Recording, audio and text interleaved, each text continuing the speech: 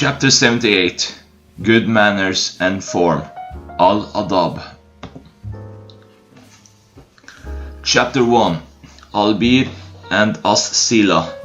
Narrated Al-Walid bin Aysar.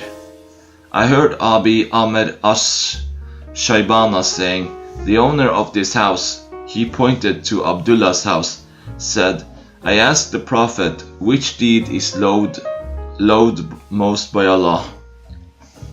He replied, to offer prayers at their early, very first stated times. Abdullah asked, what is the next in goodness? The Prophet said, to be good and dutiful to one's parents. Abdullah asked, what is the next in goodness? The Prophet said, to participate in jihad for Allah's cause.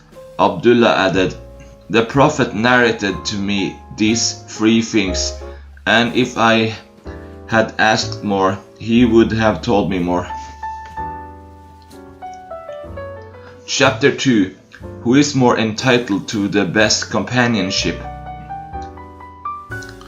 Narrated Abu Hurairah. A man came to Allah's Messenger and said, O Allah's Messenger, who is more entitled to be treated with the best companionship by me? The Prophet said, your mother. The man said, who is next? The Prophet said, your mother. The man further said, who is next? The Prophet said, your mother. The man asked for the fourth time, who is next? The Prophet said, your father. Chapter 3. One should not go for jihad without the permission of the parents.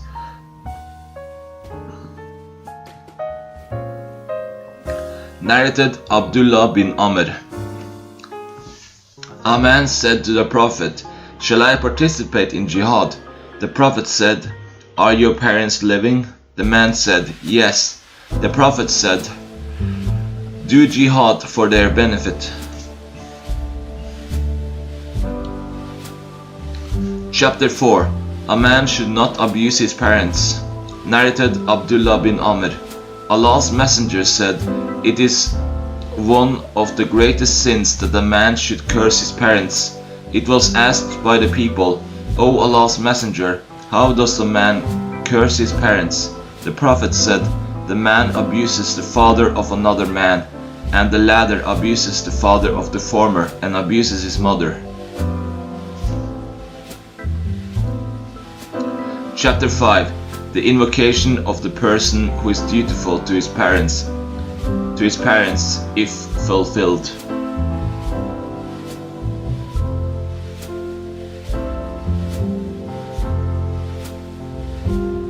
Narrated Ibn Umar. Allah's Messenger said, while three persons were traveling, they were overtaken by rain, and they took shelter in a cave in a mountain.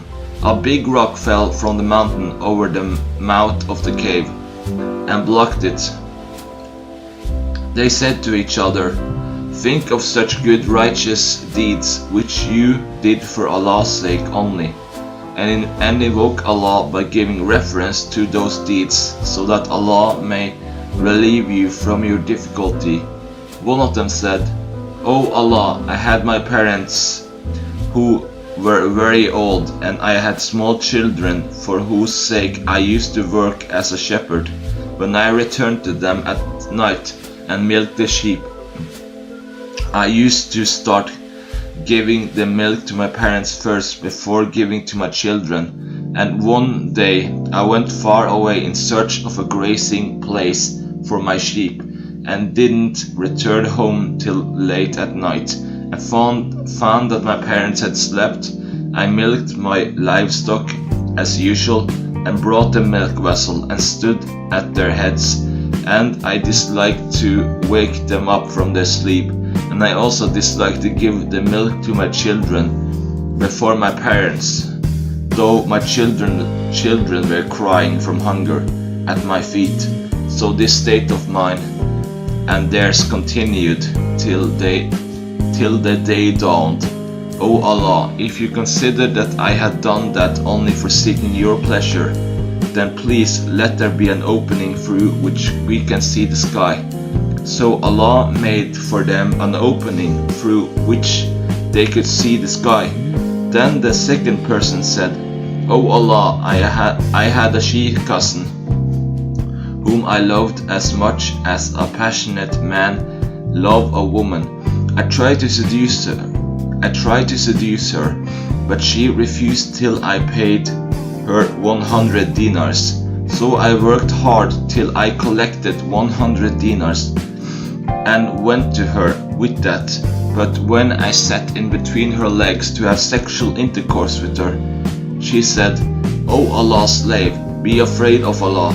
Do not deflower me except legally by marriage contract.' So I left her, O Allah. If you considered that I had done that only for seeking your pleasure, then please let the rock move a little to have a wider opening." So Allah shifted that rock to make the opening wider for them. And the last third person said, "O Allah, I employed a laborer for wages equal to a farak, a certain measure of rice, and when he had finished his job, he demanded his wages. But when I presented his due to him, he gave it up and refused to take it. Then I kept on sowing that rice for him several times till managed to buy with the price of the yield some cows and their shepherd. Later on the laborer came to me and said, 'O Allah's slave, be afraid of Allah and do not be unjust to me and give me my due.' I said to him, 'Go and take those cows and their shepherd.' So he took them and went away. So, O Allah, if you considered that I had done that for seeking your pleasure, then please remove the remaining part of the rock." And so Allah released them from their difficulty. Chapter 6. To be undutiful to parents is one of the greatest sins. Narrated Al-Mughira.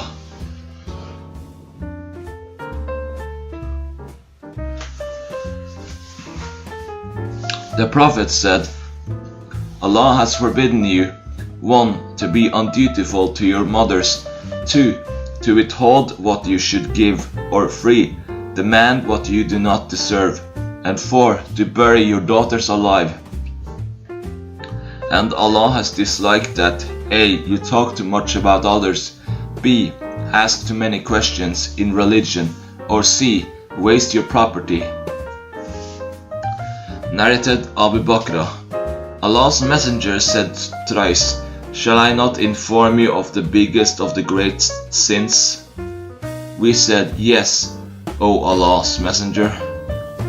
He said, "To join partners in worship with Allah, to be undutiful to one's parents." The Prophet sat up after he had been reclining and added,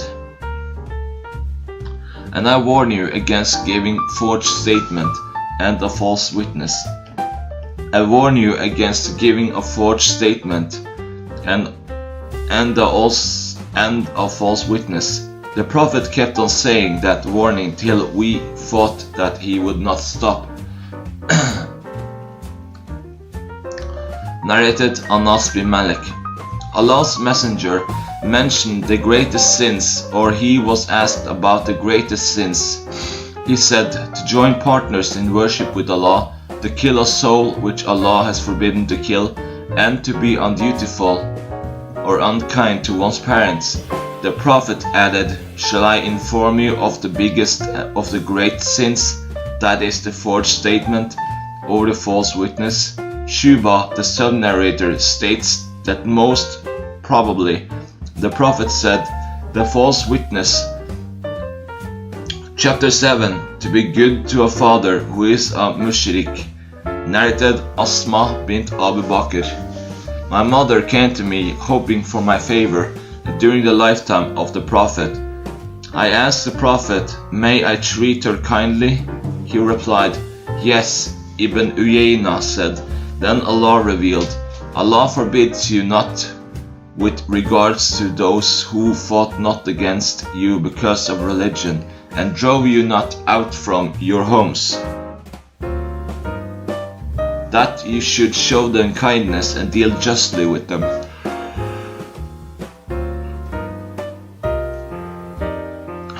(68) Chapter 8. Kindness by a lady who has a husband, to her mother. Narrated Asma. My mother, who was a mushrika, pagan, etc., came with her father during the period of peace pact between the Muslims and the Quraysh infidels. I went to seek the advice of the Prophet, saying, my mother has arrived and she is hoping for my favor. The Prophet said, yes, be good to your mother.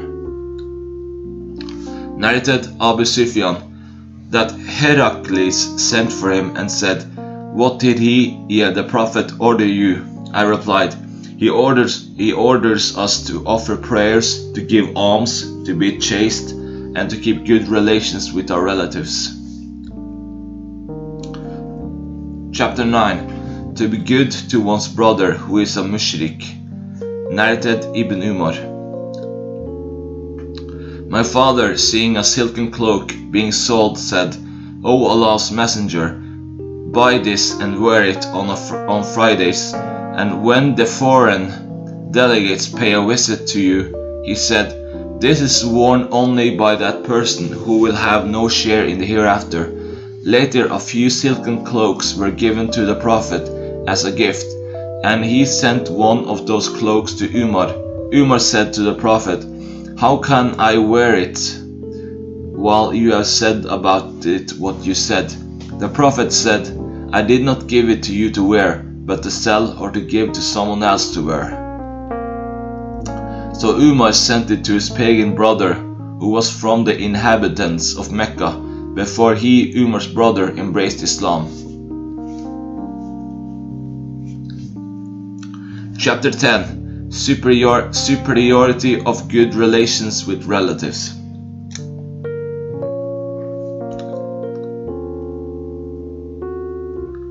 Narrated Abu Ayyub al-Ansari. It was said, O Allah's Messenger, inform me of a deed which will make me enter paradise, continues through a different chain in the next hadith.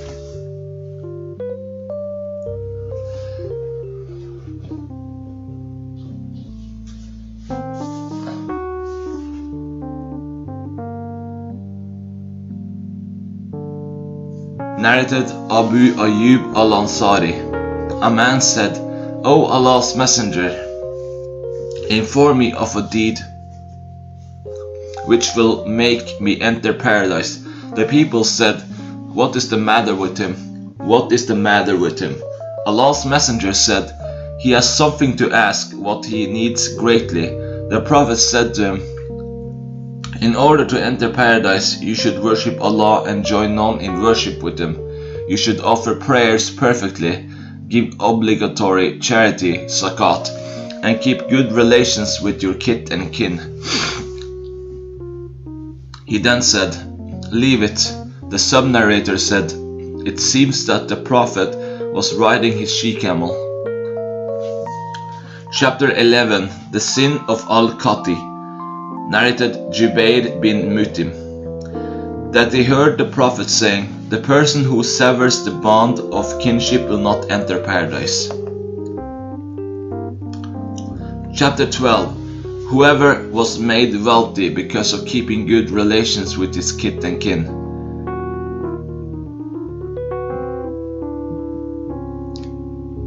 Narrated Abu Huraira.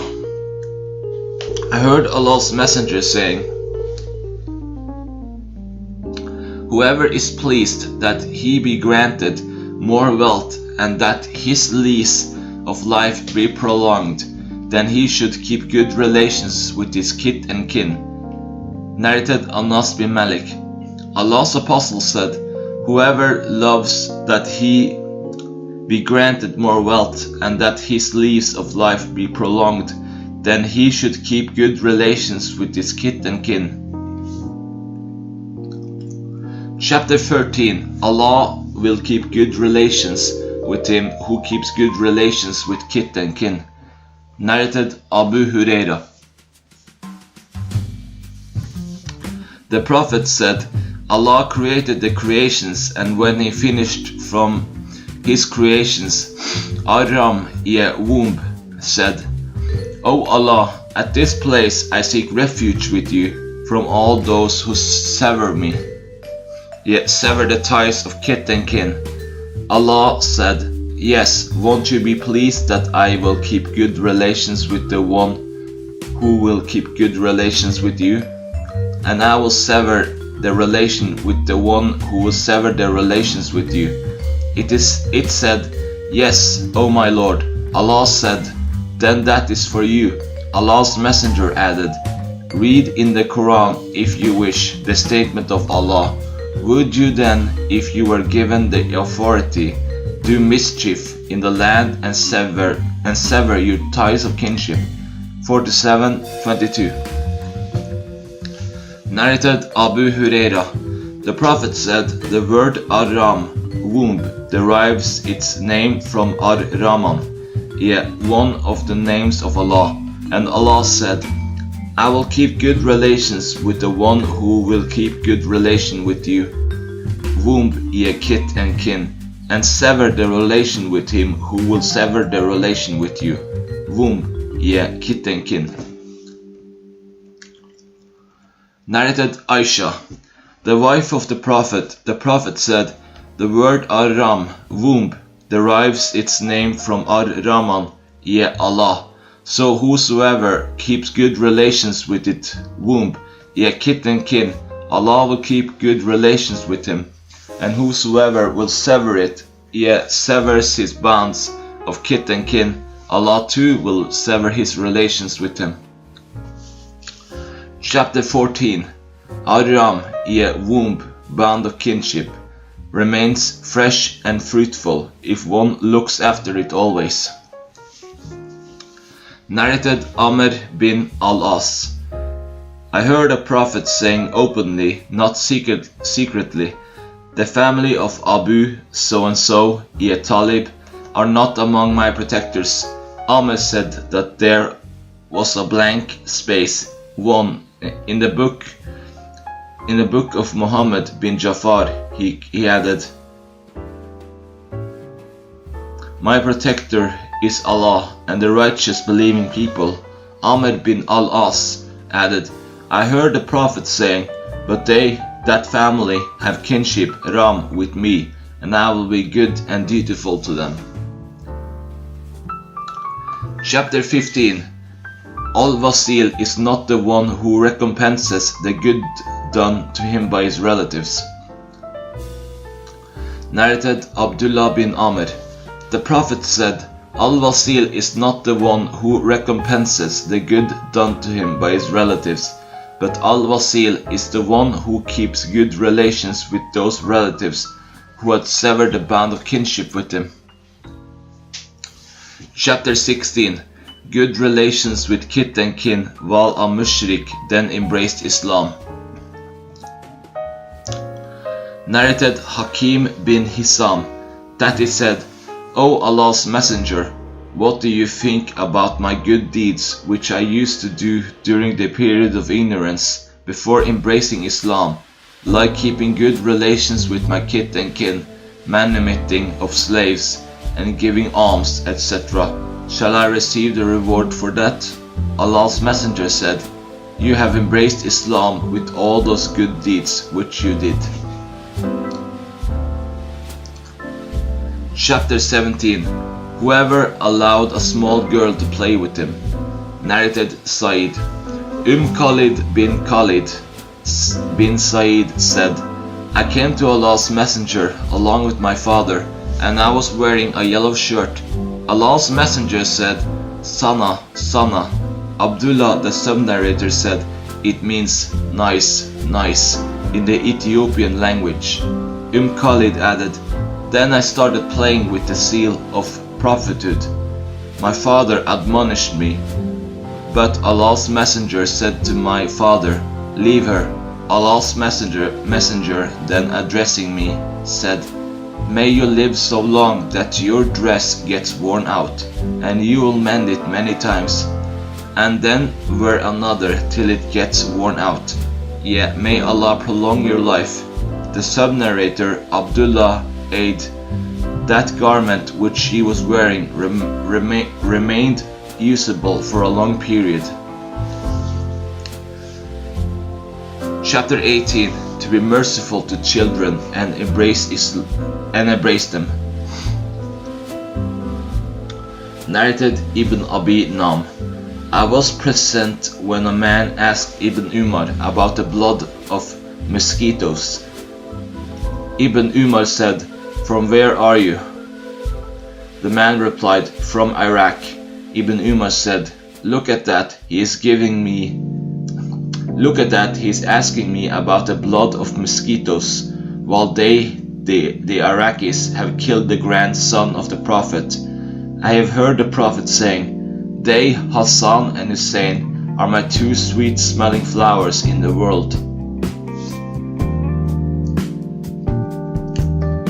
Narrated Aisha, the wife of the Prophet.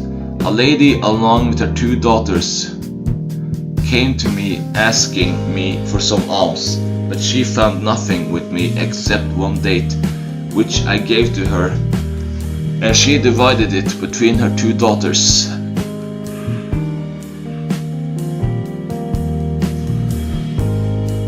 And then she got up and went away. Then the Prophet came in and I informed him about this story. He said, whoever is in charge of put to test by these daughters and treats them generously, then they will act as a shield for him from the hellfire.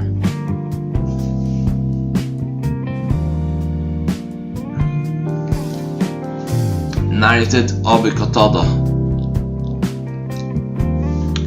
The Prophet came out towards us while carrying Umama, the daughter of Abi al-As, his granddaughter, over his shoulder. He prayed, and when he wanted to bow, he put her down, and when he stood up, he lifted her up. Narrated Abu Huraira. Allah's Messenger kissed Al-Hassan bin Ali while Al-Aqra bin Habis at-Tamim was sitting beside him. Al-Aqra said, I have 10 children and I have never kissed any one of them. Allah's Messenger cast a look at him and said, whoever is not merciful to others will not be treated mercifully. Narrated Aisha.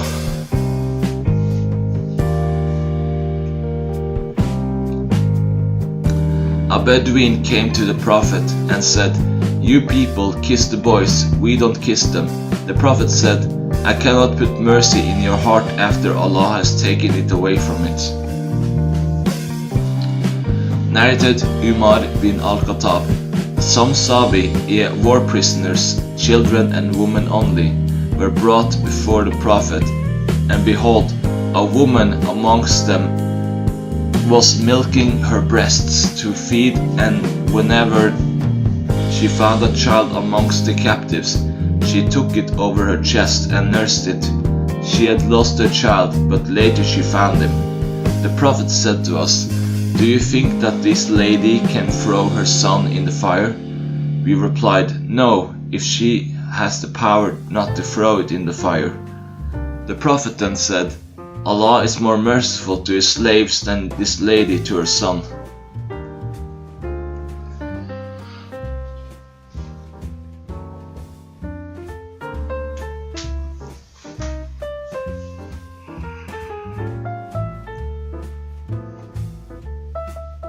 Chapter 19.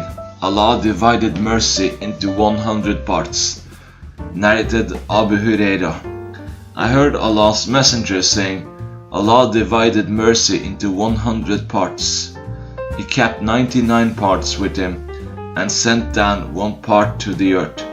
And because of that, it's one single part.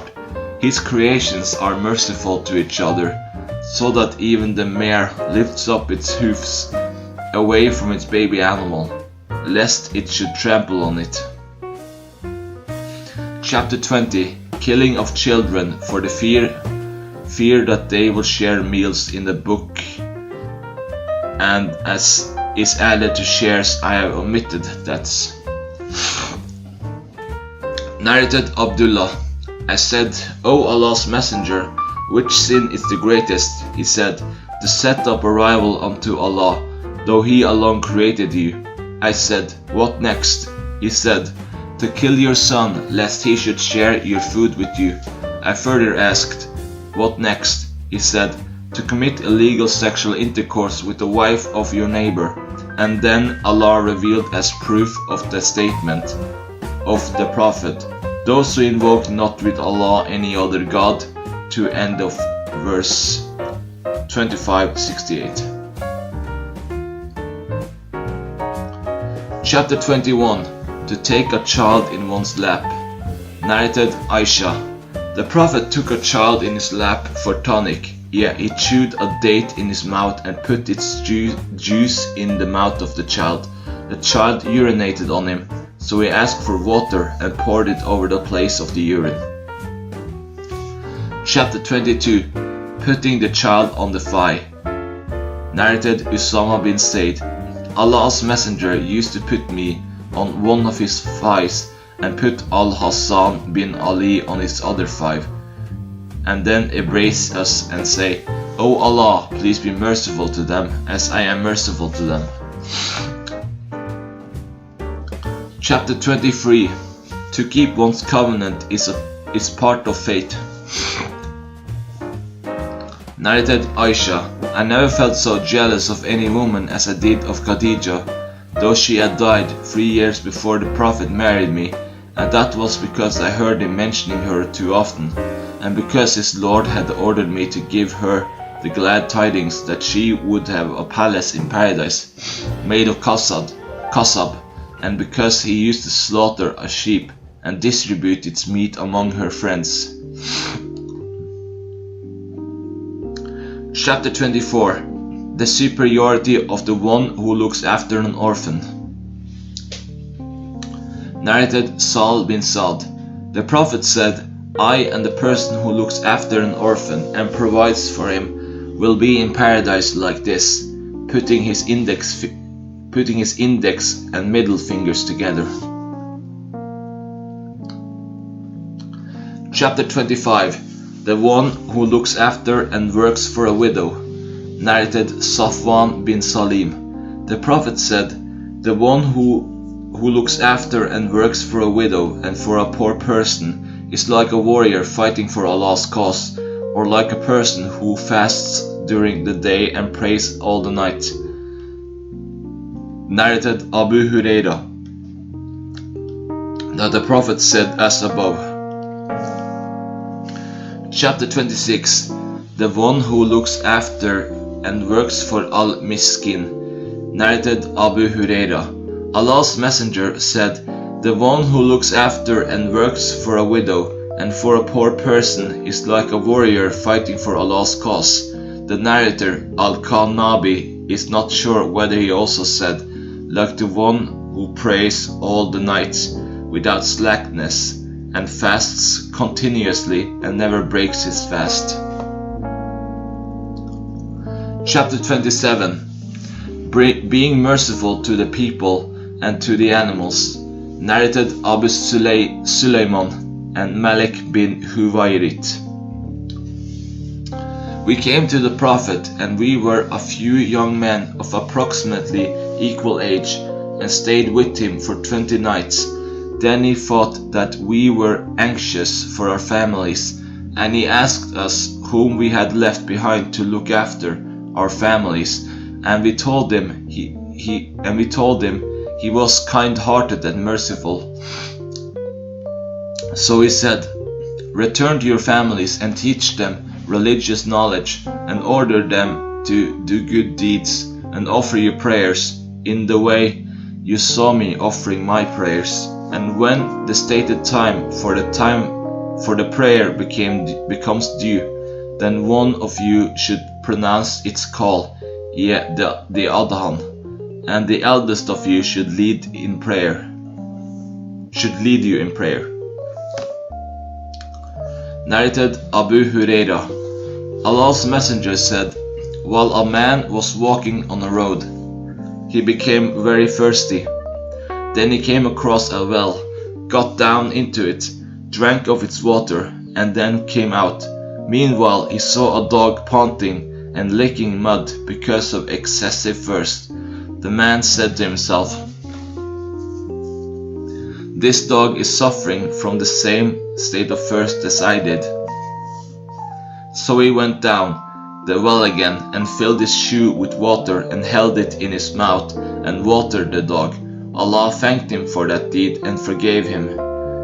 The people asked, "O Allah's Messenger, is there a reward for us in serving the animals?" He said, "Yes, there is a reward for serving any animate living being."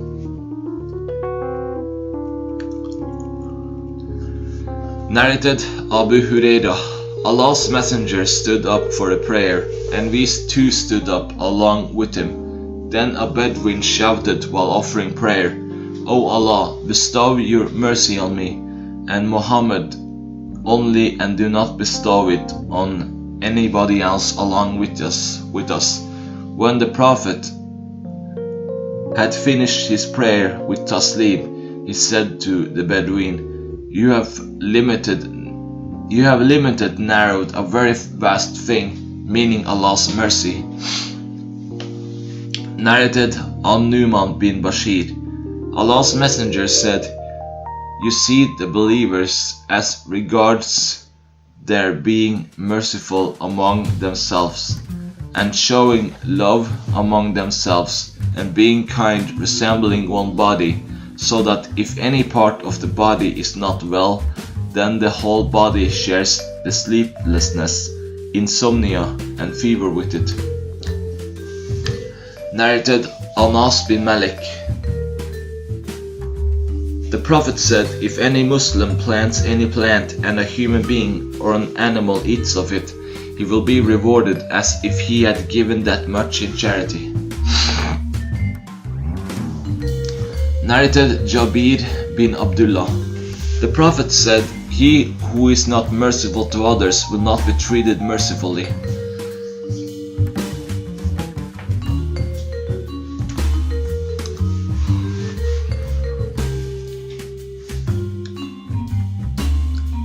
Chapter 28. To recommend to be kind to one's neighbor. Narrated Aisha. The Prophet said, "Gabriel continued to recommend me about treating the neighbors kindly and politely, so much so that I thought he would order me to make them as my heirs." Narrates Ibn Umar.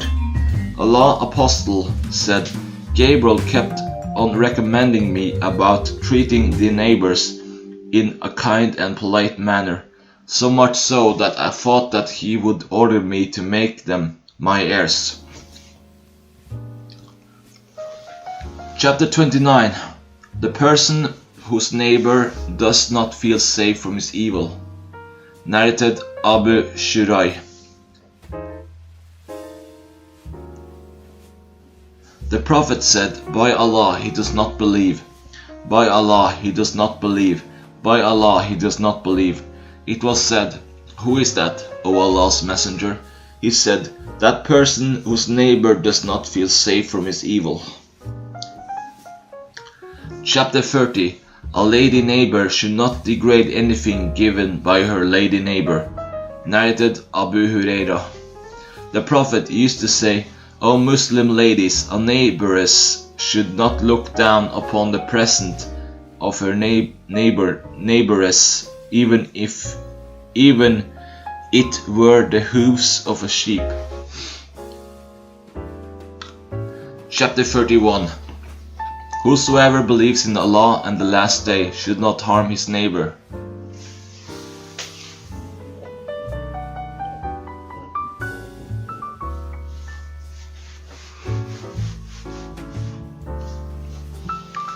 Narrated Abu Huraira. Allah's Messenger said, "Anybody who believes in Allah and the last day should not harm his neighbor, and anybody who believes in Allah and the last day should entertain his guest generously, and anybody who believes in Allah and the last day should talk what is good or keep quiet. Abstain from all kinds of evil and dirty talk. Narrated Abu Shirai al-Adawi. My ears heard and my eyes saw the Prophet when he spoke, anybody who believes in Allah and the last day should serve his neighbor generously, and anybody who believes in Allah and the last day should serve his guest generously by giving him his reward. It was asked, what is his reward, O Allah's Messenger? He said, to be entertained generously for a day and a night with high quality of food, and the guest has the right to be entertained for 3 days with ordinary food, and if he stays longer, what he will be provided with will be regarded as sadaqah, a charitable gift, and anybody who believes in Allah and the last day should talk what is good or keep quiet, abstain from all kinds of dirty and evil talks. Chapter 32. The neighbor whose gate is nearer has more right to receive favors. Narrated Aisha. I said, O Allah's Messenger, I have 2 neighbors, to whom shall I send my gifts? He said, to the one whose gate is nearer to you. Chapter 33. Enjoining all that is al-marif is considered as a sadaqah. Narrated Jabir bin Abdullah. The Prophet said, enjoining all that is good is a sadaqah. Narrated Abu Musa al-Ashari. The Prophet said, on every Muslim there is enjoined a compulsory sadaqah, alms. They, the people, said, if one has nothing, he said, he should work with his hands so that he may benefit himself and give in charity. They said, if he cannot work or does not work, he said, then he should help the oppressed, unhappy person by word or action or both. They said, if he does not do that, he said, then he should enjoin what is good or said what is reasonable. They said, if he does not do that, he said, then he should refrain from doing evil, for that will be considered for him as a sadaqah, charity. Chapter 34. Pleasant, friendly speech. Narrated Adi bin Hatim. The Prophet mentioned the hellfire and sought refuge with Allah from it, and turned his face to the other side. He mentioned the hellfire again and took refuge with Allah from it and turned his face to the other side. Shuba, the sub-narrator, said, I have no doubt that the Prophet repeated it twice. The Prophet then said, O people, save yourselves from the hellfire, even if with 1/2 of a date fruit given in charity, and if this is not available, then save yourselves by saying a good, pleasant, friendly word. Chapter 35. To be kind and lenient in all matters. Narrated Aisha. The wife of the Prophet, a group of Jews entered upon the Prophet and said, Assalamu alaikum, death be upon you. I understood it and said, Wa alaikum assamu wa alam, death and the curse of Allah be upon you. Allah's Messenger said, be calm, O Aisha. Allah loves that on should be kind and lenient in all matters. I said, O Allah's Messenger, haven't you heard what they, the Jews, have said? Allah's Messenger said, I have already said to them, and upon you. Narrated Anas bin Malik. A Bedouin urinated in the mosque, and the people ran to beat him. Allah's Messenger said, Do not interrupt his urination, let him finish. Then the prophet asked for a tumbler of water and poured the water over the place of urine.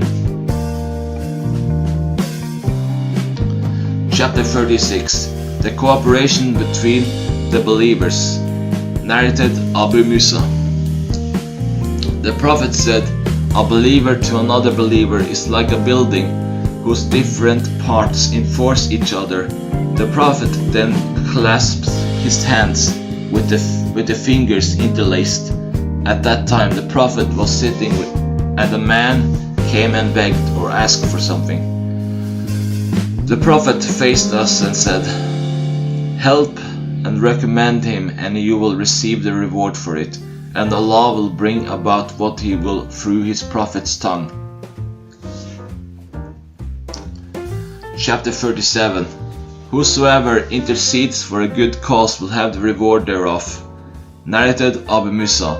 Whenever a beggar or a person in need came to the prophet would say, help and recommend him, and you will receive the reward for it, and Allah will bring about what he will through his prophet's tongue. Chapter 38. The prophet's sauce was neither a fahis nor mutafahis. Narrated Masruq. Abdullah bin Amr mentioned Allah's messenger saying that he was neither a fahis nor a mutafahis. Abdullah bin Amr added, Allah's messenger said, the best among you are those who have the best manners and character. Narrated Abdullah bin Mulaika. Aisha said that the Jews came to the prophet and said, Assalamu alaikum, death be on you. Aisha said to them, death be on you, and may Allah curse you and shower his wrath upon you. The prophet said, be calm, O Aisha, you should be kind and lenient, and beware of harshness, and the bad words. She said to the prophet, haven't you heard what they Jews have said? He said, haven't you heard what I have said to them? I said the same to them, and my invocation against them will be accepted, while theirs against me will be rejected by Allah. Narrated Anas bin Malik. The prophet was not one who would abuse others and say obscene words or curse others. And if he wanted to admonish any one of us, he used to say, what is wrong with him? His forehead be dusted. Narrated Aisha. A man asked permission to enter upon the prophet. When the prophet saw him, he said, what an evil brother of his tribe, and what an evil son of his tribe. When that man sat down, the prophet behaved with him in a nice and polite manner, and was completely at ease with him. When that person had left, Aisha said to the prophet, O Allah's apostle, when you saw that man, you said so and so about him, that then you showed him a kind and polite behavior, and you enjoyed his company. Allah's messenger said, O Aisha, have you ever seen me speaking a bad and dirty language? Remember that.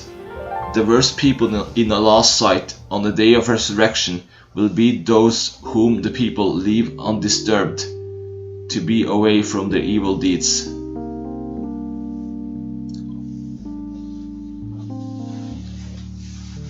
Chapter 39. Good character, generosity, and miscellaneous.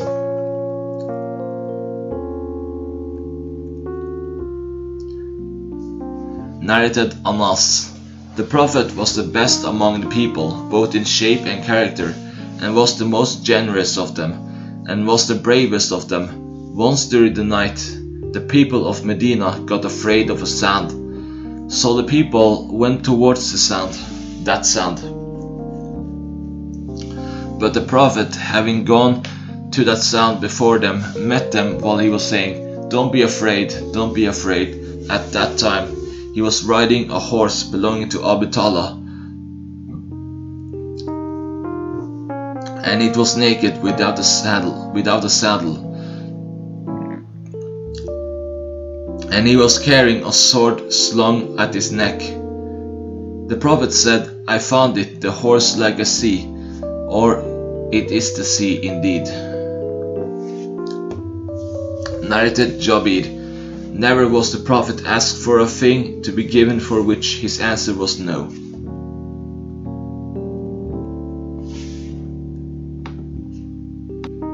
Narrated Masruk.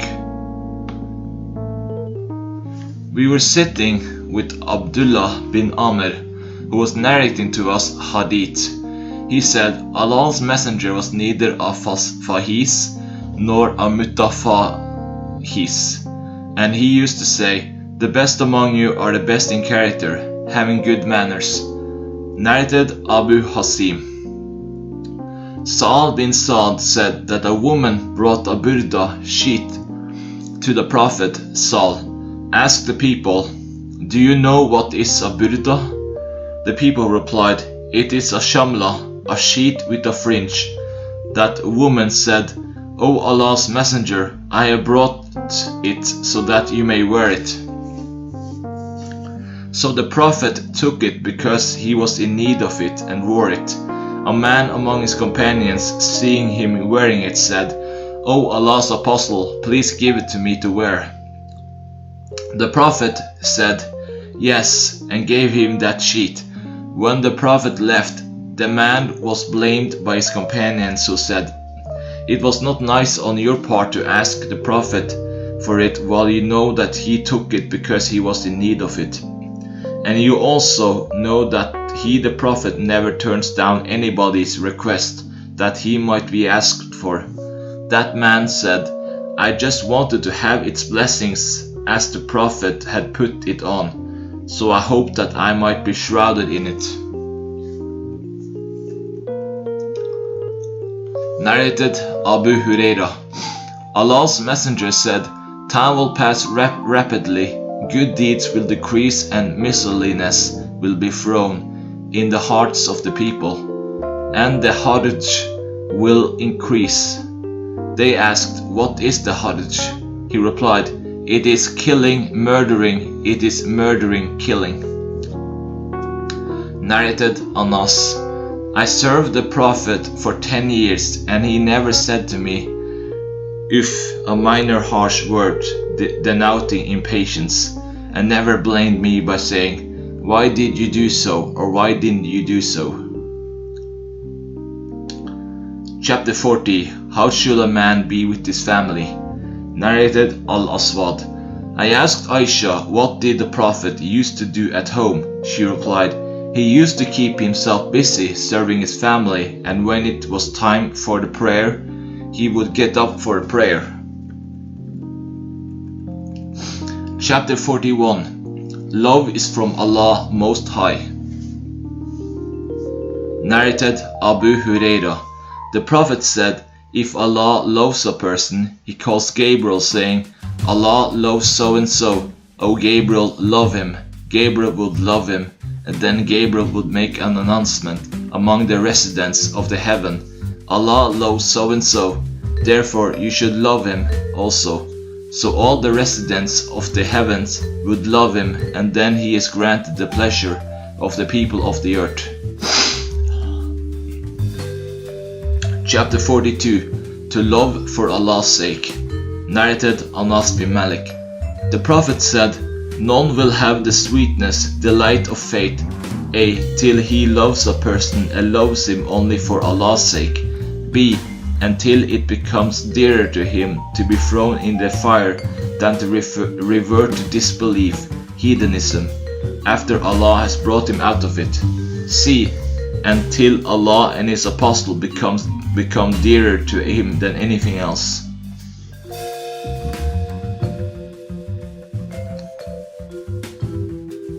Chapter 43. Let not a group scoff at another group. Narrated Abdullah bin Sama. The Prophet forbade laughing at a person who passes wind and said, how does anyone of you beat his wife as he beats the stallion camel, and then he may embrace sleep with her. And Hisham said, as he beats his slave. Narrated Ibn Umar, the Prophet said at Mina, do you know what day is today? They, the people, replied, Allah and His Apostle know better. He said, today is 10th of Dhul Hijjah, the sacred forbidden day. Do you know what town is this town? They, the people, replied, Allah and His Apostle know better. He said, this is the forbidden sacred town, Mecca, a sanctuary. And do you know which month is this month? They, the people, replied, Allah and His Apostle know better. He said, this is the sacred forbidden month. He added, Allah has made your blood, your properties, and your honor sacred to one another. Yet Muslims like the sanctity of this day of yours, in this month of yours, in this town of yours. See Hadith number 797, volume 2. Chapter 44, calling bad names and cursing. Narrated Abdullah, Allah's Messenger said, abusing a Muslim is fusuk, an evil doing, and killing him is kufr, disbelief. Narrated Abu Dar, that they heard the Prophet saying, if somebody accuses another of fusuk by calling him fasik, a wicked person, or accuses him of kufr, such an accusation will revert to him, the accuser, if his companion, the accused, is innocent. Narrated Anas, Allah's Messenger was neither a fahish, one who had a bad tongue, nor a sababa, one who abuses others, and he used to say while admonishing somebody, what is wrong with him, may dust be on his forehead.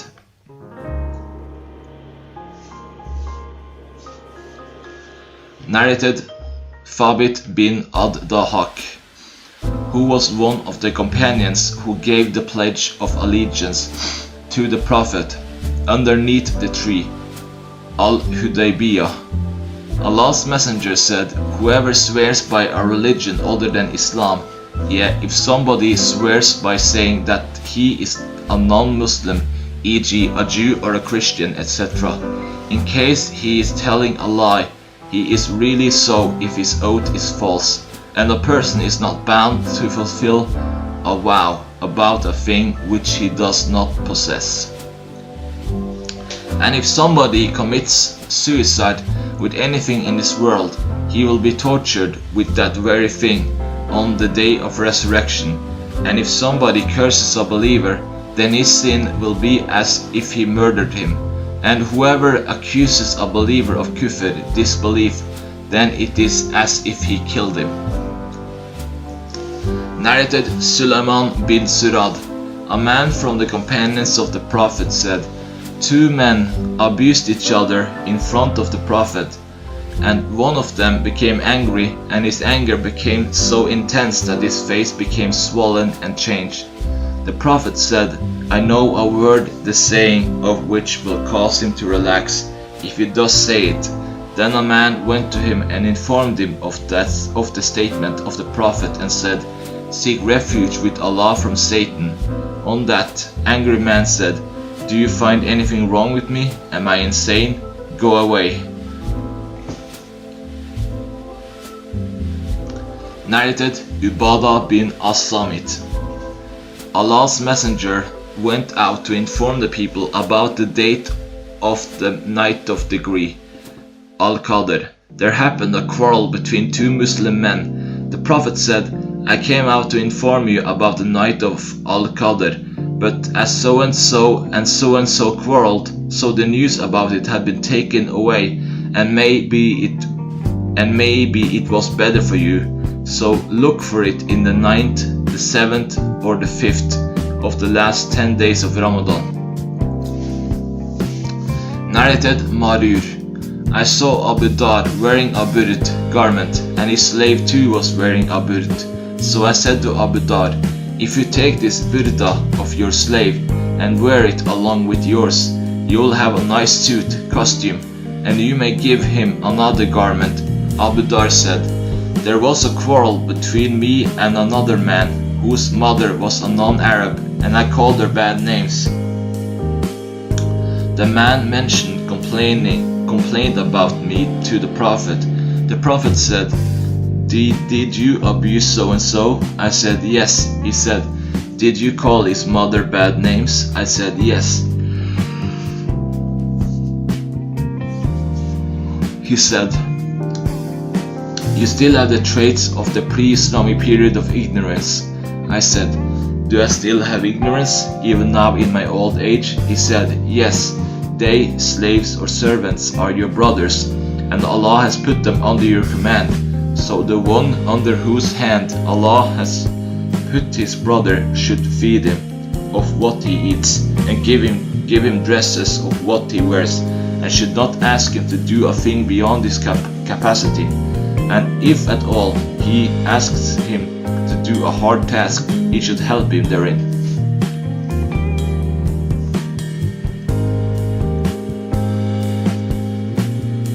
Chapter 45, describing somebody as tall or short. Narrated Abu Huraira. The Prophet led us in the sujood prayer, offering only 2 rakat, and then finished it with taslim, and went to a piece of wood in front of the mosque and put his hand over it. Abu Bakr and Umar were also present among the people on that day, but dared not talk to him about his unfinished prayer. And the hasty people went away, wondering, has the prayer been shortened? Among the people there was a man whom the Prophet used to call Dul Yadain, the long-armed. He said, O Allah's Prophet, have you forgotten, or has the prayer been shortened? The Prophet said, neither have I forgotten, nor has it been shortened. They, the people, said, surely you have forgotten, O Allah's Messenger. The Prophet said, Dul Yadain has told the truth. So the Prophet got up and offered other 2 rakat, and finished his prayer with taslim. Then he said takbir, performed a prostration of ordinary duration or longer. Then he raised his head and said takbir, and performed another prostration of ordinary duration or longer, and then raised his head and said takbir. He performed the 2 prostrations and sahih, forgetfulness. Chapter 46, backbiting. Narrated Ibn Abbas. Allah's Messenger passed by 2 graves and said, both of them persons in the grave are being tortured, and they are not being tortured for a major sin. This one used not to save himself from being soiled with his urine, and the other used to go about with calumnies among the people to rouse hostilities, e.g., one goes to a person and tells him that so-and-so says about him such and such evil things. The Prophet then asked for a green leaf of a date palm tree, split it into 2 pieces, and planted one on each grave, and said, it is hoped that their punishment may be abated till those 2 pieces of the leaf get dried. So Hadith number 215, volume 1.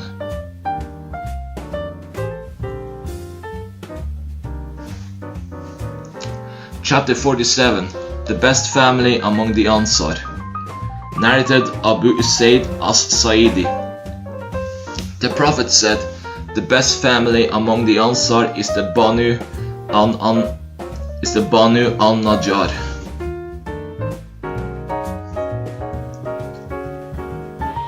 Chapter 48, backbitings, wicked and suspicious people. Narrated Aisha. A man asked permission to enter upon Allah's Messenger. The Prophet said, admit him. What an evil brother of his people, or a son of his people.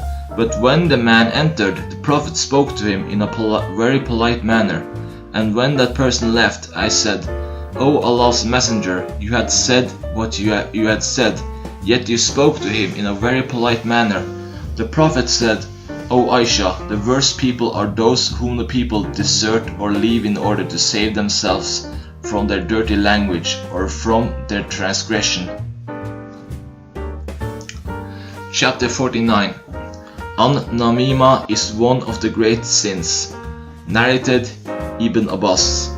Once the Prophet went through the graveyards of Medina and heard the voices of two humans who were being tortured in their graves. The Prophet said, "They are being punished, but they are not being punished because of a major sin, yet their sins are great. One of them used not to save himself from being soiled with the urine, and the other used to go about with calumnies, namima." Then the Prophet asked for a green palm tree leaf and split it into 2 pieces and placed 1 piece on each grave, saying, "I hope that their punishment may be abated as long as these pieces of the leaf are not dried." Chapter 50. What is disliked of namima? Narrated Hudayfa. I heard a Prophet saying, "A qatat will not enter paradise." Chapter 51. And shun lying speech. Narrated Abu Huraira. The Prophet said, "Whoever does not give up false statements, yet telling lies and evil deeds, and speaking bad words to others, Allah is not in need of his fasting, leaving his food and drink." Chapter 52. What is said about a double-faced person? Narrated Abu Huraira. The Prophet said, "The worst people in the sight of Allah on the day of resurrection will be the double-faced people who appear to some people with one face and to other people with another face." Chapter 53. To inform the friend what has been said about him. Narrated Ibn Masud. Once Allah's Messenger divided and distributed the war booty. An Ansar man said, "By Allah, Muhammad by this distribution did not intend to please Allah, so I came to Allah's Messenger and informed him about it, whereupon his face became changed with anger, and he said, 'May Allah bestow his mercy on Moses, for he was hurt with more than this, yet he remained patient.'"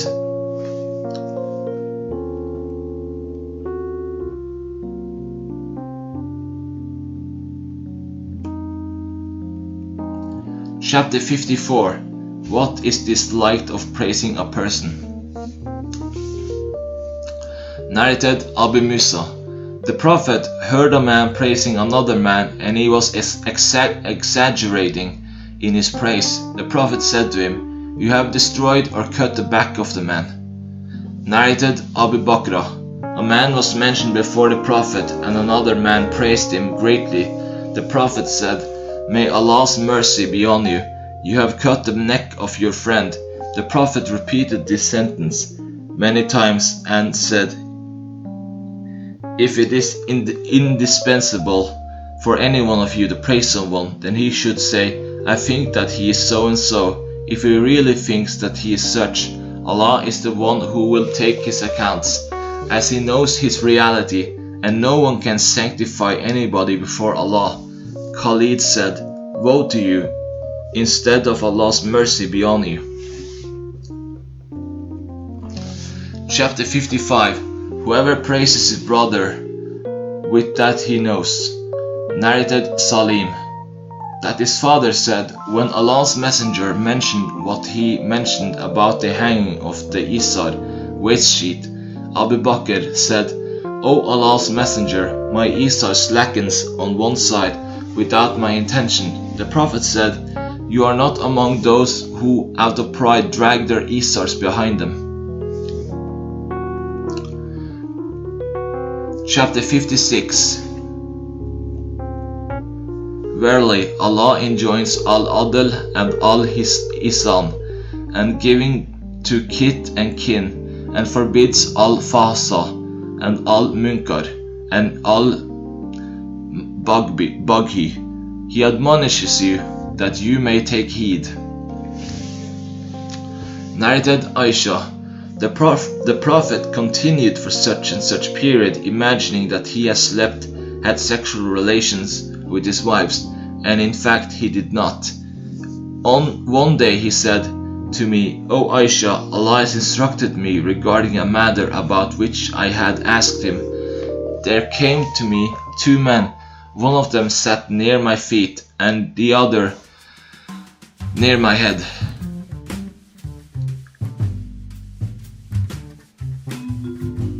The one near my feet asked the one near my head, pointing at me, 'What is wrong with this man?' The latter replied, 'He is under the effect of magic.' The first one asked, 'Who had worked magic on him?' The other replied, 'Lubayt bin Asam.' The first one asked, 'What material did he use?' The other replied, 'The skin of the pollen of a male date tree, with a comb and the hair stuck to it, kept under a stone in the well of Darwan.' Then the Prophet went to that well and said, 'This is the same well which was shown to me in the dream. The tops of its date palm trees look like the heads of the devils, and its water looks like the henna infusion.' Then the Prophet ordered that those things be taken out. I said, 'O Allah's Messenger, won't you disclose the magic object?' The Prophet said, 'Allah has cured me, and I hate to circulate the evil among the people.' Aisha added, 'The magician Lubayt bin Asam was a man from Bani Suraik, an ally of the Jews."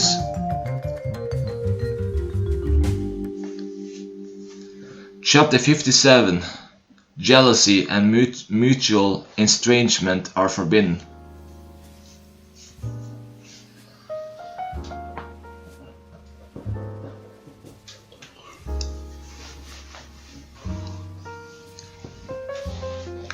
Narrated Abu Huraira. The Prophet said, "Beware of suspicion, for suspicion is the worst of false tales, and do not look for the other's faults, and do not spy, and do not be jealous of one another, and do not cut your relation with one another, and do not hate one another. And O Allah's worshippers, be brothers, as Allah has ordered you." Narrated Anas bin Malik.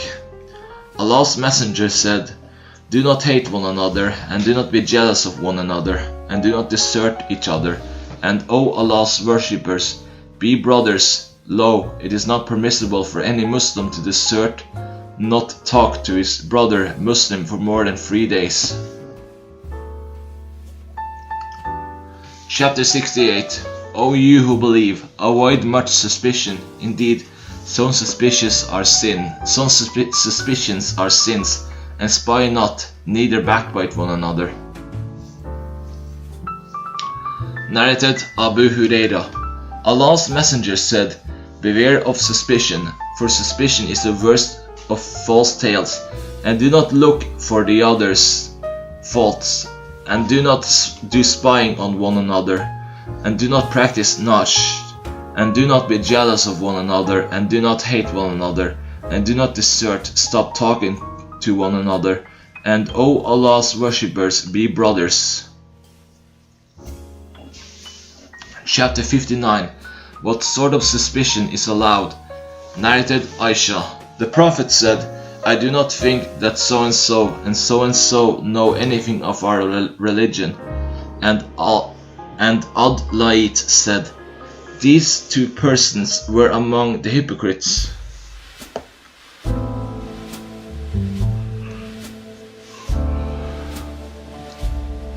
Narrated Al-Lait. Aisha said, "The Prophet entered upon me one day and said, 'O Aisha, I do not think that so and so know anything of our religion which we follow.'" Chapter 60. A believer should conceal what sins he may commit. Narrated Abu Huraira. I heard Allah's Messenger saying, "All the sins of my followers will be forgiven except those of the Mujahirin, those who commit a sin openly or disclose their sins to the people." An example of such disclosure is that a person commits a sin at night and though Allah screens it from the public, then he comes in the morning and says, "Oh so and so, I did such and such evil deed yesterday," though he spent his night screened by his Lord, none knowing about his sin, and in the morning he removes Allah's screen from himself. Narrated Safwan bin Muris.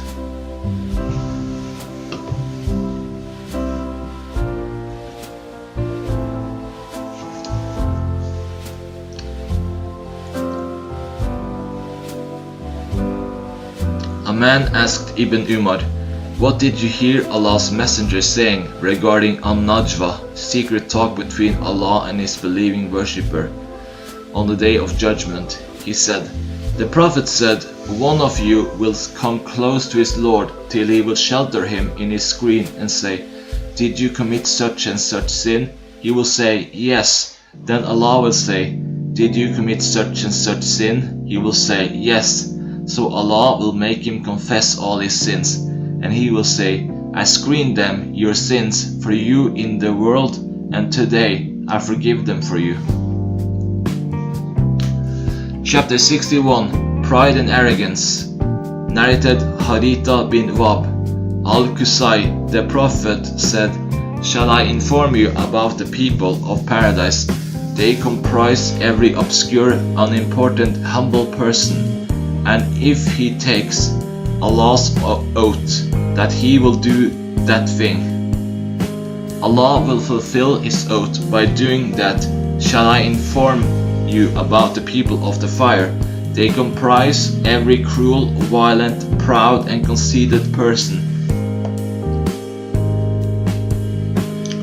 Anas bin Malik said, "Any of the female slaves of Medina could take hold of the hand of Allah's Messenger and take him wherever she wished." Chapter 62, Al-Hijrah. Narrated Aisha. The wife of the Prophet, that she was told that Abdullah bin As-Zubair, on hearing that she was selling or giving something as a gift, said, "By Allah, if Aisha does not give up this, I will declare her incompetent to dispose of her wealth." I said, "Did he, Abdullah bin As-Zubair, say so?" They people said, "Yes." Aisha said, "I vow to Allah that I will never speak to Ibn As-Zubair." When the desertion lasted long, Abdullah bin As-Zubair sought intercession with her, but she said, "By Allah, I will not accept the intercession of anyone for him, and will not commit a sin by breaking my vow." When this state of affairs was prolonged on Ibn As-Zubair, he felt it hard on him.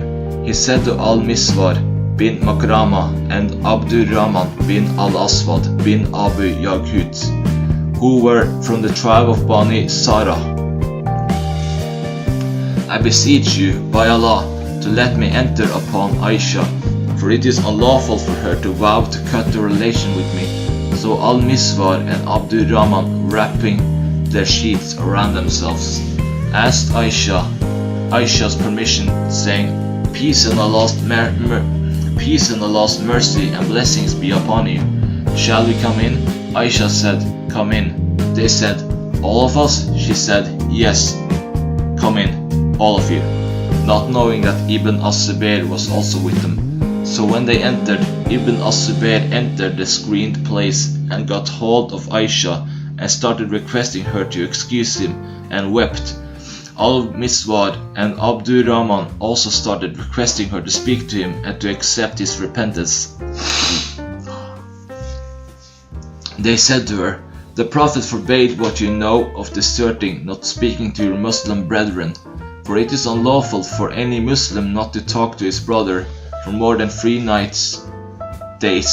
So when they increased their reminding her of the superiority of having good relation with kith and kin, and of excusing other sins, and brought her down to a critical situation, she started reminding them and wept, saying, "I have made a vow."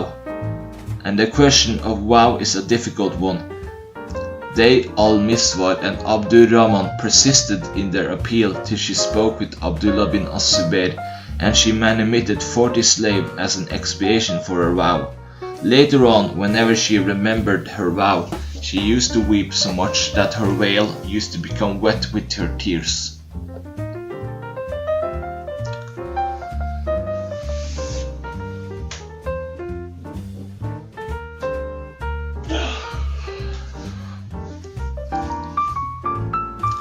Narrated Anas bin Malik.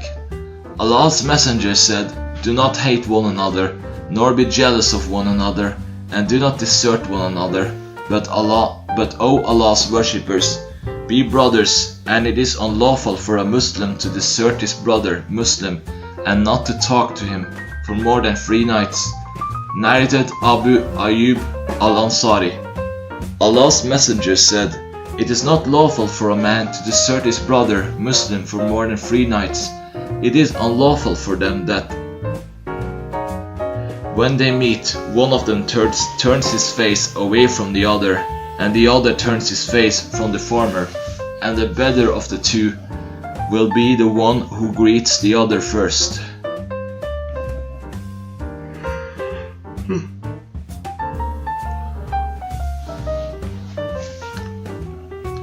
Chapter 63. The Desertion of a Sinful Person. Narrated Aisha. Allah's Messenger said, "I know whether you are angry or pleased." I said, "How do you know that?" Allah's Messenger, he said, "When you are pleased you say, 'Yes, by the Lord of Muhammad,' but when you are angry you say, 'No, by the Lord of Abraham.' I said, 'Yes, I do not leave except your name.'" Chapter 64. May a person visit his friend daily, or visit him in the morning and in the evening.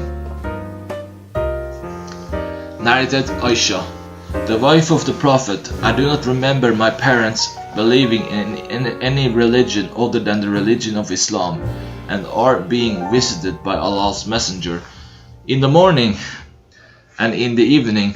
One day, while we were sitting in the house of Abu Bakr, my father, at noon, someone said, "This is Allah's Messenger coming at an hour at which he never used to visit us."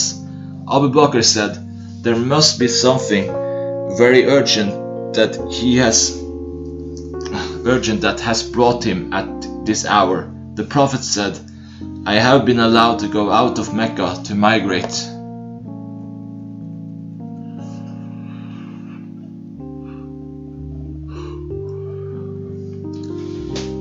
Chapter 65. The Paying of a Visit. Narrated Anas bin Malik. Allah's Messenger visited a household among the Ansars, and he took a meal with them. When he intended to leave, he asked for a place in that house for him to pray, so a mat sprinkled with water was put, and he offered prayer over it, and invoked for Allah's blessing upon them, his hosts. Chapter 66. Whoever spruced himself up for the delegates. Narrated Abdullah. Umar saw a silken cloak over a man for sale, so he took it to the Prophet and said, "O Allah's Apostle, buy this and wear it. When the delegate come to you, he said, the silk is worn by one who will have no share in the hereafter." Some time passed after this event, and then the Prophet sent a similar cloak to him. Umar brought that cloak back to the Prophet and said, "You have sent this to me, and you said about the similar one what you said." The Prophet said, "I have sent it to you so that you may get money by selling it." Because of this, Ibn Umar used to hate the silken markings on the garments.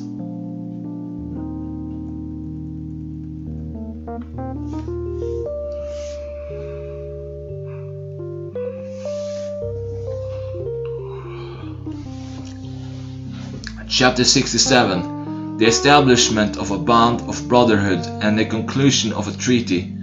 Narrated Anas. When Abdurrahman came to us, The Prophet established a bond of brotherhood between him and Sa'd bin Arabi. Once the Prophet said, "As you, O Abdurrahman, have married, give a wedding banquet, even if with one sheep." Narrated Asim. I said to Anas bin Malik, "Did it reach you that the Prophet said, 'There is no treaty of brotherhood in Islam'?" Anas said, "The Prophet made a treaty of brotherhood between the Ansar and the Quraysh in my home." Chapter 68. Smiling and Laughing. Narrated Aisha. Rifa al-Qurasi divorced his wife irrevocably, yet that divorce was the final. Later on, Abdurrahman bin As-Zubayr married her after him. She came to the Prophet and said, "O Allah's Messenger, I was Rifa's wife, and he divorced me thrice, and then I was married to Abdurrahman bin As-Zubayr, who, by Allah, has nothing with him except something like this fringe." O Allah's Messenger, showing a fringe she had taken from her covering sheet. Abu Bakr was sitting with the Prophet, while Khalid ibn Sa'id bin al-As was sitting at the gate of the room, waiting for admission.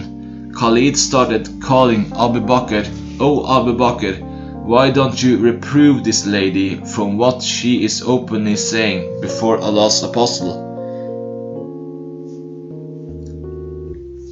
Allah's Messenger did nothing except smiling, and then said to the lady, "Perhaps you want to go back to Rifa. No, it is not possible, unless and until you enjoy the sexual relation with him, Abdurrahman, and he enjoys the sexual relation with you." Narrated Sa'd. Umar bin al-Khattab asked permission of Allah's Messenger to see him while some Qurayshi women were sitting with him, and they were asking him to give them more financial support while raising their voices over the voice of the Prophet. When Umar asked permission to enter, all of them hurried to screen themselves for the Prophet. Admitted Umar, and he entered. While the Prophet was smiling, Umar said, "May Allah always keep you smiling, O Allah's Messenger. Let my father and mother be sacrificed for you." The Prophet said, "I am astonished at these women who were with me. As soon as they heard your voice, they hastened to screen themselves." Umar said, "You have more right that they should be afraid of you, O Allah's Messenger." And then Umar turned towards them and said, "O enemies of your souls, you are afraid of me and not of Allah's Messenger." The woman replied, "Yes, for you are sterner and harsher than Allah's Messenger." Allah's Messenger said, "O Ibn al-Khattab, by him in whose hands my life is, whenever Satan sees you taking away, he falls away other than yours." Narrated Abdullah bin Umar. When Allah's Apostle was in Taif, trying to conquer it, he said to his companions, "Tomorrow we will return to Medina, if Allah wills." Some of the companions of Allah's Messenger said, "We will not leave till we conquer it." The Prophet said, "Therefore be ready to fight tomorrow." On the following day, the Muslims fought fiercely with the people of Taif and suffered many wounds. Then Allah's Messenger said, "Tomorrow we will return to Medina, if Allah wills." His companions kept quiet this time. Allah's messenger then smiled. Narrated Abu Hurairah. A man came to the Prophet and said, "I have been ruined, for I have had sexual relation with my wife in Ramadan while I was fasting." The Prophet said to him, "Manumit a slave." The man said, "I cannot afford that." The Prophet said, then fast for 2 successive months continuously. The man said, I cannot do that. The Prophet said, then feed 60 poor persons. The man said, I have nothing to feed them with. Then a big basket full of dates was brought to the Prophet. The Prophet said, where is the questioner? Go and give this in charity. The man said, shall I give this in charity to a poorer person than I? By Allah, there is no family in between these 2 mountains of Medina who are poorer than us. The Prophet then smiled till his premolar teeth became visible and said, then feed your family with it. Narrated Anas bin Malik. While I was going along with Allah's Messenger, who was wearing a Najrani burd sheet with a thick border, a Bedouin overtook the Prophet and pulled his Rida sheet forcibly. I looked at the side of the shoulder of the Prophet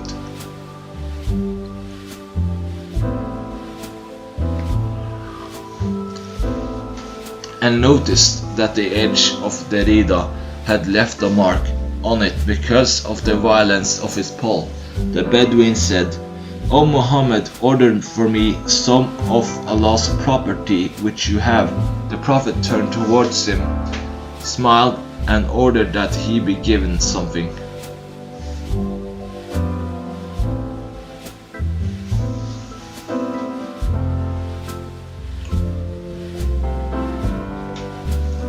Narrated Jarir. The Prophet did not screen himself from me, had never prevented me from entering upon him, since I embraced Islam, and whenever he saw me, he would receive me with a smile. Once I told him that I could not sit firm on horses.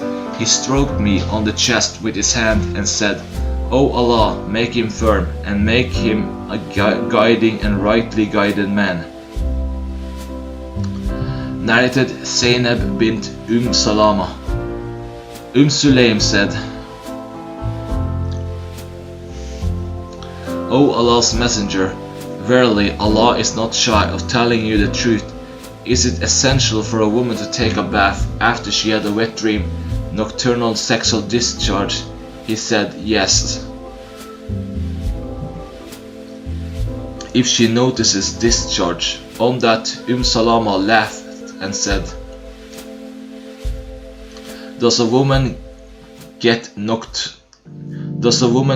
nocturnal sexual discharge? He said, how then does her son resemble her, his mother? Narrated Aisha. I never saw the Prophet laughing to an extent that one could see his palate, but he always used to smile only.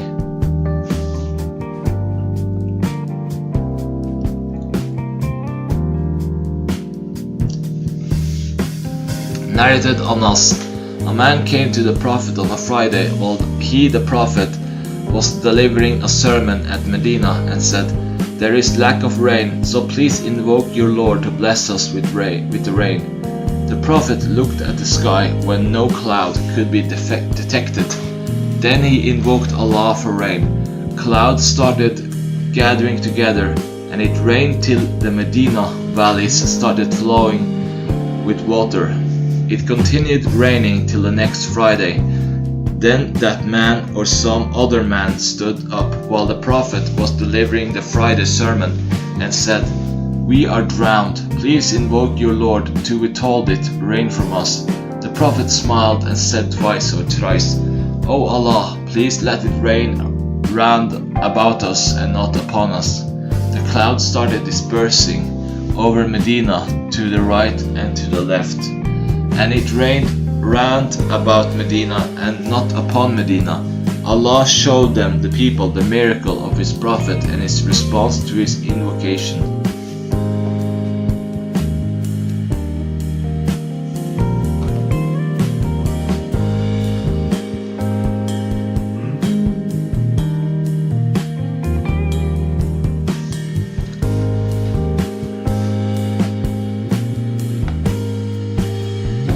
Chapter 69.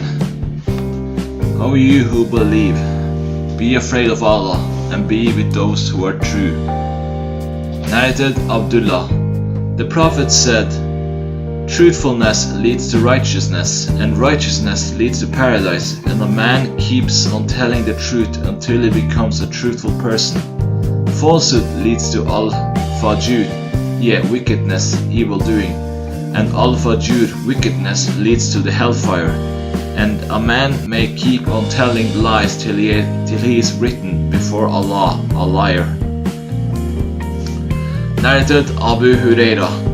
Allah's Messenger said, "The signs of a hypocrite are three. Whenever he speaks, he tells a lie, and whenever he promises, he breaks his promise, and whenever he is entrusted, he proves to be dishonest." Narrated Samura bin Jundub. The Prophet said, "I saw in a dream, two men came to me. Then the Prophet narrated the story, saying, they said, the person, the one whose cheek you saw being torn away from the mouth to the ear, was a liar and used to tell lies, and the people would report those lies on his authority till they spread all over the world. So he will be punished like that till the day of resurrection." Chapter 70. The Righteous Way of Guidance. Narrated Hudayfa. From among the people, Ibn Abd greatly resembled Allah's Messenger in solemn gait and good appearance of piety, and in calmness and sobriety from the time he goes out of his house till he returns to it. But we do not know how he behaves with his family when he is alone with them. Narrated Tariq. Abdullah said, "The best talk is Allah's book, Quran, and the best guidance is the guidance of Muhammad." Chapter 71. To be patient when one is harmed. Narrated Abu Musa. The Prophet said, "None is more patient than Allah against the harmful, saying, He hears from the people, they ascribe children to him, yet he gives them health and supplies them with provision." Narrated Abdullah. The Prophet divided and distributed something as he used to do for some of his distributions. A man from the Ansar said, "By Allah, in this division, the pleasure of Allah has not been intended." I said, "I will definitely tell this to the Prophet." So I went to him while he was sitting with his companions and told him of it secretly. That was hard upon the Prophet, and the color of his face changed, and he became so angry that I wished I had not told him. The Prophet then said, "Moses was harmed with more than this, yet he remained patient." Chapter 72. Whoever did not admonish people in their faces. Narrated Aisha. The Prophet did something and allowed his people to do it, but some people refrained from doing it. When the Prophet learned of that, he delivered a sermon, and after having sent praises to Allah, he said, "What is wrong with such people as refrain from doing a thing that I do? By Allah, I know Allah better than they, and I am more afraid of him than they." Narrated Abu Sa'id al-Khudri. The Prophet was more shy than a virgin in her separate room, and if he saw a thing which he disliked, we would recognize that feeling in his face. Chapter 73. Whoever calls his brother a kafir without any grounds. Narrated Abu Huraira. Allah's Messenger said, "If a man says to his brother, O kafir, disbeliever, then surely one of them is such a kafir." Narrated Abdullah bin Umar. Allah's Messenger said, "If anyone says to his brother, O misbeliever, then surely one of them such." Narrated Thabit bin ad-Dahak. The Prophet said, "Whoever swears by a religion other than Islam, if he swears by saying that he is a non-Muslim, in case he is telling a lie, then he is as he says. If his oath is false, and whoever commits suicide with something will be punished with the same thing in the hellfire. And cursing a believer is like murdering him, and whoever accuses a believer of disbelief, then it is as if he had killed him. Chapter 74. Whoever does not consider as kafir the person who says that. Narrated Jabir bin Abdullah. Muad bin Jabal used to pray with the Prophet and then go to lead his people in prayer. Once he led the people in prayer and recited Surat al-Baqarah, a man left the row of the praying people and offered light prayer separately and went away. When Muad came to know about it, he said, "He, that man, is a hypocrite." Later that man heard what Muad said about him, so he came to the Prophet and said, "O Allah's Messenger, we are people who work with our own hands and irrigate our farms with our camels. Last night Muad led us in the night prayer, and he recited Surah al-Baqarah, so I offered my prayer separately, and because of that he accused me of being a hypocrite." The Prophet called Muad and said thrice, "O Muad, you are putting the people to trials. Recite Was Shamsi, Wad Uhaha 91, or Sabi Isma Rabbi Ka La Allah 87, or the like. Narrated Abu Huraira. Allah's Messenger said, "Whoever amongst you swears, saying by error in his oath, by Allah and Al-Uzza, then he should say, none has the right to be worshipped but Allah. And whoever says to his companions, come, let me gamble with you, then he must give something in charity as an expiation for such a sin." See Hadith number 645. Narrated Ibn Umar, that he found Umar bin al-Khattab in a group of people, and he was swearing by his father. So Allah's Messenger called them, saying, "Verily, Allah forbids you to swear by your fathers. If one has to take an oath, he should swear by Allah, or otherwise keep quiet." Chapter 75. What to say when one is angry or harsh for Allah's sake. Narrated Aisha. The Prophet entered upon me while there was a curtain having pictures of animals in the house. His face got red with anger, and then he got hold of the curtain and tore it into pieces. The Prophet said, "Such people as paint these pictures will receive the severest punishment on the day of resurrection."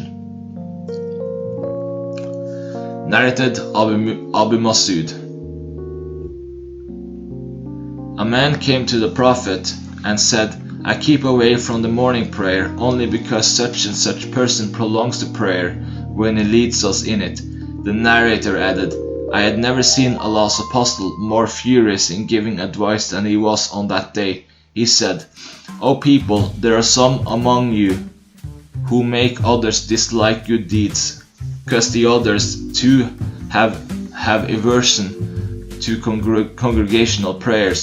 Beware, whoever among you leads the people in prayer should not prolong it, because among them there are the sick, the old, and the needy."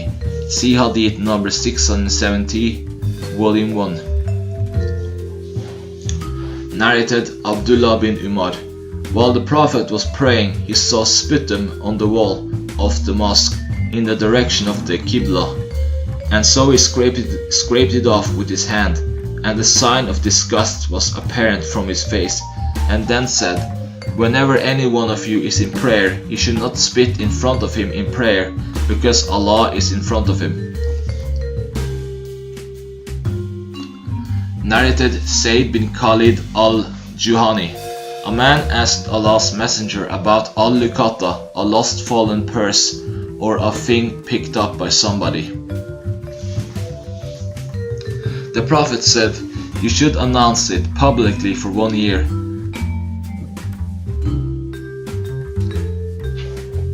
and then remember and recognize the tying material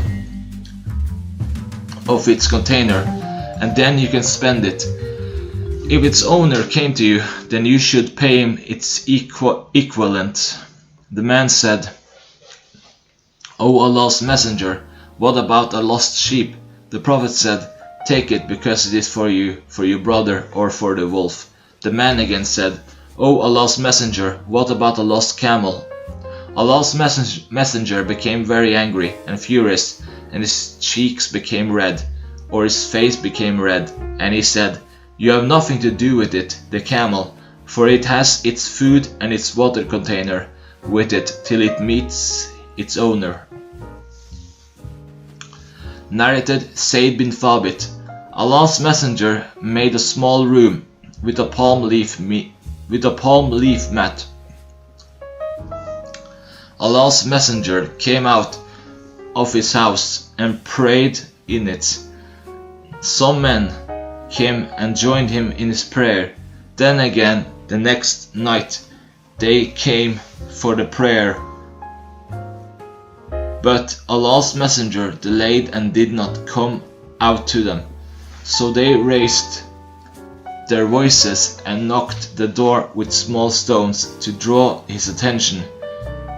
He came out to them in a state of anger, saying, you are still insisting on your deed, Taraweeh prayer in the mosque, that I thought that this prayer, Taraweeh, might become obligatory on you. So you people offer this prayer at your homes. For the best prayer of a person is the one which he offers at home, except the compulsory congregational prayer. Chapter 76. To be cautious from being angry. Narrated Abu Hurairah, Allah's messenger said, the strong is not the one who overcomes the people by his strength, but the strong is the one who controls himself while in anger. Narrated Sulaiman bin Sarad. Two men abused each other in front of the Prophet while we were sitting with him. One of the two abused his companion furiously, and his face became red. The Prophet said, I know a word, sentence, the saying of which will cause him to relax, if this man says it, only if he said, I seek refuge with Allah from Satan, the outcast. So they said to that furious man, don't you hear what the Prophet is saying? He said, I am not mad.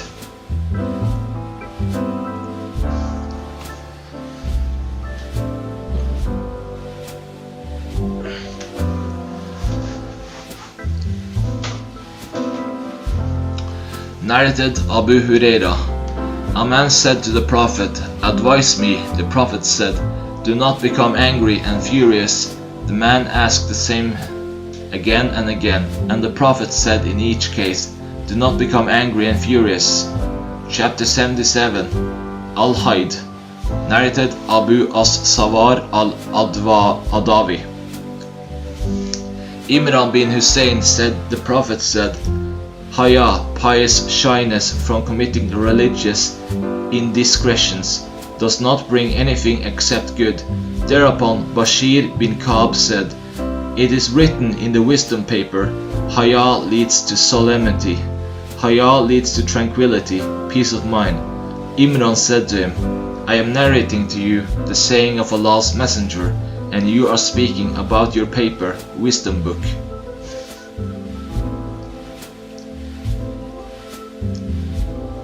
Narrated Abdullah bin Umar.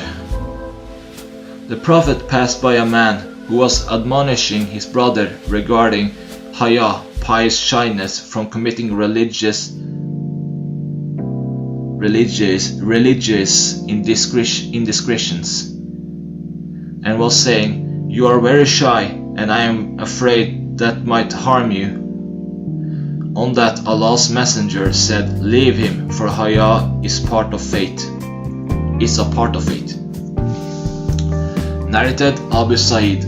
The Prophet was more shy from haya, pious shyness, from committing religious indiscretions, than a veiled virgin girl. See Hadith number 762, volume 4. Chapter 78. And if you do not feel ashamed, then do whatever you like. Narrated Abu Masud. The Prophet said, one of the sayings of the early prophets which the people have got is, if you don't feel ashamed from pious shyness, from committing religious indiscretions, do whatever you like. See Hadith number 690, 691, volume 4. Chapter 79. Not feel shy of the truth to comprehend the religion. Narrated Salama. Sulaim came to Allah's Messenger and said, O Allah's Messenger, verily Allah does not feel shy to tell the truth if a woman gets a nocturnal sexual discharge, has a wet dream. Is it essential for her to take a bath? He replied, yes, if she notices a discharge. Narrated Ibn Umar. The Prophet said, the example of a believer is like a green tree, the leaves of which do not fall. The people said, it is such and such tree, it is such and such tree. I intended to say that it was the date palm tree, but I was a young boy and felt shy to answer. The Prophet said, it is the date palm tree. Ibn Umar added, I told that to Umar, who said, had you said it, I would have preferred it to such and such a thing. Narrated Thabit, that they heard Anas saying, a woman came to the Prophet, offering herself to him in marriage, saying, have you got any interest in me? Yeah, would you like to marry me? Anas' daughter said, how shameless that woman was. On that Anas said, she is better than you, for she presented herself to Allah's Messenger for marriage. Chapter 80. Make things easy for the people and do not make things difficult for them. Narrated Abu Musa, that when Allah's Messenger sent him and Mu'ad bin Jabal to Yemen, he said to them, facilitate things for the people, treat the people in the most agreeable way, and do not make things difficult for them, and give them glad tidings, and let them not have aversion, yet to make the people hate good deeds. And you should both work in cooperation and mutual understanding. Obey each other. Abu Musa said, O Allah's Messenger, we are in a land in which a drink named al-bit is prepared from honey, and another drink named al-misr is prepared from barley. On that Allah's Messenger said, all intoxicants, yea, all alcoholic drinks are prohibited. Narrated Anas bin Malik. The Prophet said, make things easy for the people and do not make it difficult for them, and make them calm with glad tidings and do not repulse them. Narrated Aisha. Whenever Allah's Messenger was given the choice of one of two matters, he would choose the easier of the two as long as it was not sinful to do so. But if it was sinful, he would not approach it. Allah's Apostle never took revenge over anybody for his own sake, but he did only when Allah's legal bindings were outraged, in which case he would take revenge for Allah's sake. See Hadith number 760, volume 4.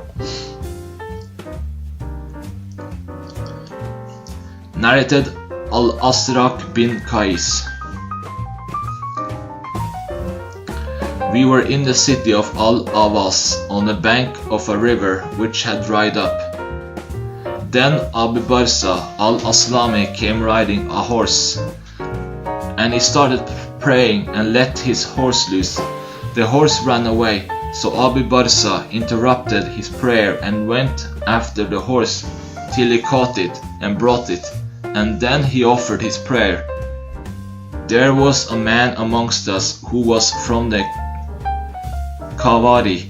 Having a different opinion, he came saying, look at this old man, he left his prayer because of a horse. On that Abu Barsa came to us and said, Since the time I left Allah's Messenger, nobody has admonished me. My house is very far from this place, and if I had carried on praying and left my horse, I could not have reached my house till night. Then Abu Barza mentioned that he had been in the company of the Prophet and that he had seen his leniency. Narrated Abu Huraira, a Bedouin urinated in the mosque and the people rushed to beat him. Allah's Messenger ordered them to leave him and pour a bucket or a tumbler full of water over the place where he has passed urine. The Prophet then said, "You have been sent to make things easy for the people, and you have not been sent to make things difficult for them."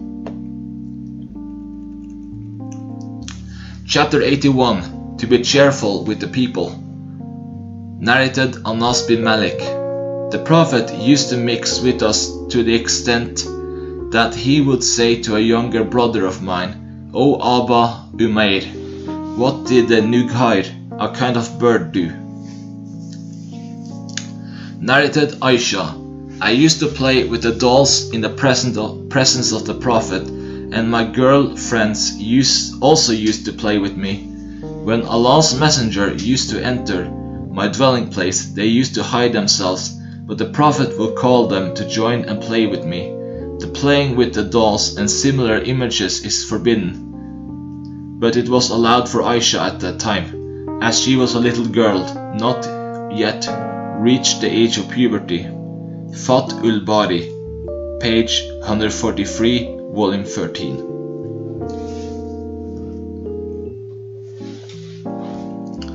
Chapter 82. To be gentle and polite with the people. Narrated Aisha.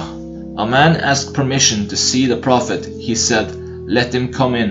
What an evil man of the tribe he is, or what an evil brother of the tribe he is." But when he entered, the Prophet spoke to him gently in a polite manner. I said to him, "O Allah's Apostle, you have said what you have said." Then you spoke to him in a very gentle and polite manner. The Prophet said, "The worst people in the sight of Allah are those whom the people leave undisturbed to save themselves from their dirty language." Narrated Abdullah bin Abu Mulaika. The Prophet was given a gift of a few silken cloaks with gold buttons. He distributed them amongst some of his companions and put aside one of them for Makrama.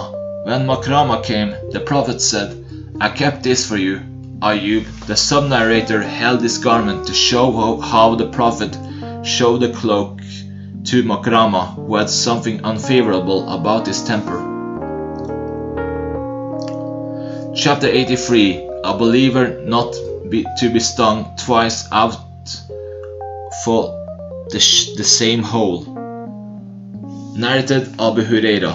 The Prophet said, "A believer is not stung twice by something out of one and the same hole." Chapter 84. The right of the guest. Narrated Abdullah bin Amr.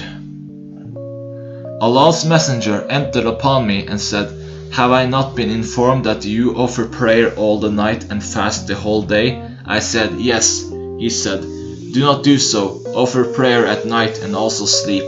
Fast for a few days and give up fasting for a few days, because your body has a right on you, and your eye has a right on you, and your guest has a right on you, and your wife has a right on you. I hope that you will have a long life, and it is sufficient for you to fast for 3 days a month, as the reward of a good deed is multiplied 10 times. That means as if you fasted the whole year." I insisted on fasting more, so I was given a hard instruction. I said, "I can do more than that fasting." The Prophet said, "Fast 3 days every week." But as I insisted on fasting more, so I was burdened. I said, "I can fast more than that." The Prophet said, "Fast as Allah's Prophet David used to fast. I said, how was the fasting of the Prophet David? The Prophet said, 1/2 of a year. He used to fast on alternate days.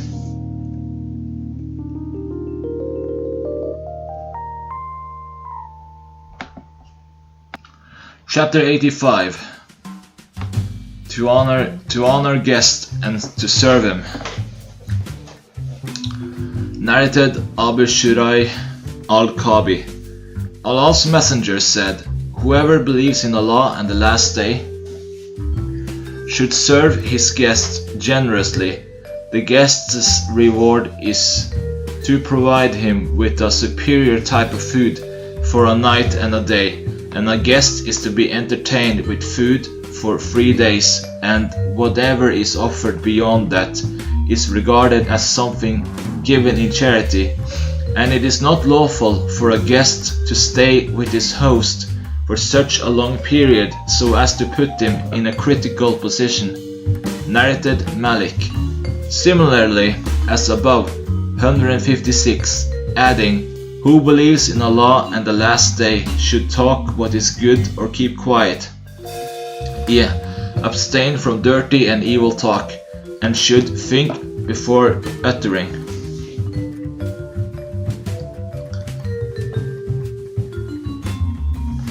Narrated Abu Huraira. The Prophet said, whoever believes in Allah and the last day should not hurt his neighbor, and whoever believes in Allah and the last day should serve his guest generously, and whoever believes in Allah and the last day should speak what is good or keep silent. Narrated Uqba bin Amir. We said, O Allah's Messenger, you send us out, and it happens that we have to stay with such people as do not entertain us. What do you think about it? Allah's Messenger said to us, if you stay with some people and they entertain you as they should for a guest, accept is, but if they do not do, then you should take from them the right of the guest, which they ought to give. Narrated Abu Huraira. The Prophet said, whoever believes in Allah and the last day should serve his guest generously, and whoever believes in Allah and the last day should unite a band of kinship, yet keep good relation with his kith and kin, and whoever believes in Allah and the last day should talk what is good or keep quiet. Chapter 86. To prepare the meals for the guest. Narrated Abu Juhayfa. The Prophet established a band of brotherhood between Salman and Abu Darda. Salman paid a visit to Abu ad-Darda and found ad-Darda dressed in shabby clothes, and asked her why she was in that state. She replied, your brother Abu ad-Darda is not interested in the luxuries of this world. In the meantime, Abu ad-Darda came and prepared a meal for him, Salman, and said to him, please eat, for I am fasting. Salman said, I am not going to eat unless you eat. So Abu ad-Darda ate. When it was night, Abu ad-Darda got up for the night prayer. Salman said to him, sleep, and he slept. Again Abu ad-Darda got up for a prayer, and Salman said to him, sleep. When it was the last part of the night, Salman said to him, get up now for the prayer. So both of them offered their prayers, and Salman said to Abu ad-Darda, your Lord has a right on you, and your soul has a right on you, and your family has a right on you, so you should give the rights of all those who have a right on you. Later on, Abu ad-Darda visited the Prophet and mentioned that to him. The Prophet said, Salman has spoken the truth. Chapter 87. Anger and impatience before a guest. Narrated Abdur Rahman bin Abu Bakr. Abu Bakr invited a group of people and told me, look after your guests. Abu Bakr added, I am going to visit the Prophet, and you should finish serving them before I return. Abdurrahman said, So I went at once and served them with what was available at that time in the house and requested them to eat. They said, Where is the owner of the house, Ya Abu Bakr? Abdurrahman said, Take your meal. They said, We will not eat till the owner of the house comes. Abdurrahman said, Accept your meal from us, for if my father comes and finds you not having taken your meal yet, we will be blamed severely by him. But they refused to take their meals, so I was sure that my father would be angry with me. When he came, I went away to hide myself from him. He asked, What have you done about the guests? They informed him the whole story. Abu Bakr called, O Abdurrahman, I kept quiet. He then called again, O Abdurrahman, I kept quiet. And he called again, O ignorant boy, I beseech you, by Allah, if you hear my voice, then come out. I came out and said, Please ask your guests and do not be angry with me. They said, He has told the truth. He brought the meal to us. He said, As you have been waiting for me, by Allah, I will not eat of it tonight. They said, By Allah, we will not eat of it till you eat of it. He said, I have never seen a night like this night in evil. What is wrong with you? Why don't you accept your meals of hospitality from us? He said to me, Bring your meal. I brought it to him, and he put his hand in it, saying, In the name of Allah. The first state of fury was because of Satan. So Abu Bakr ate, and so did his guests.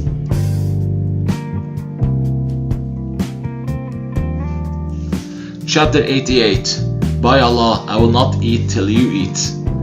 Narrated Abdurrahman bin Abu Bakr. Abu Bakr came with a guest, or some guests, but he stayed late at night with the Prophet.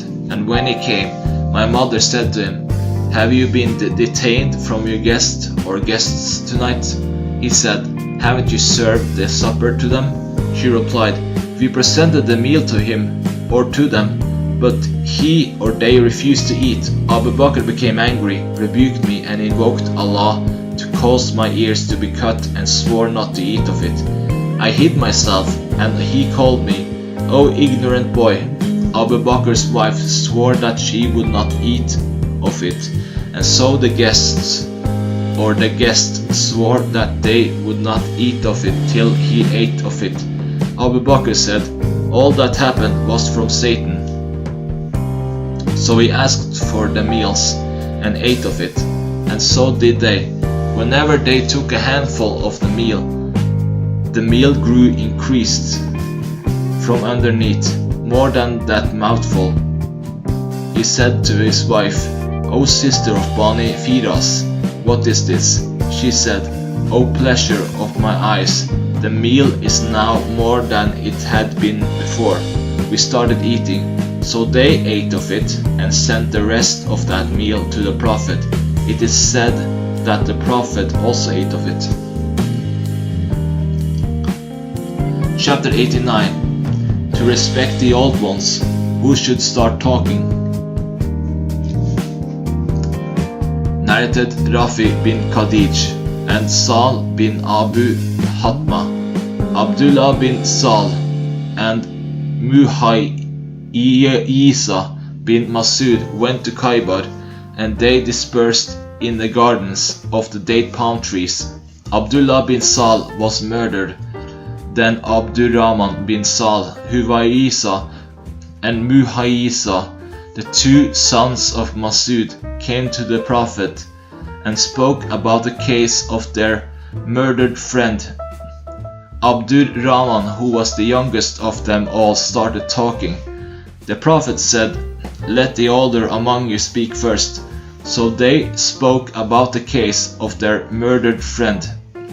The Prophet said, Will 50 of you take an oath, whereby you will have the right to receive the blood money of your murdered man, or said, your companion?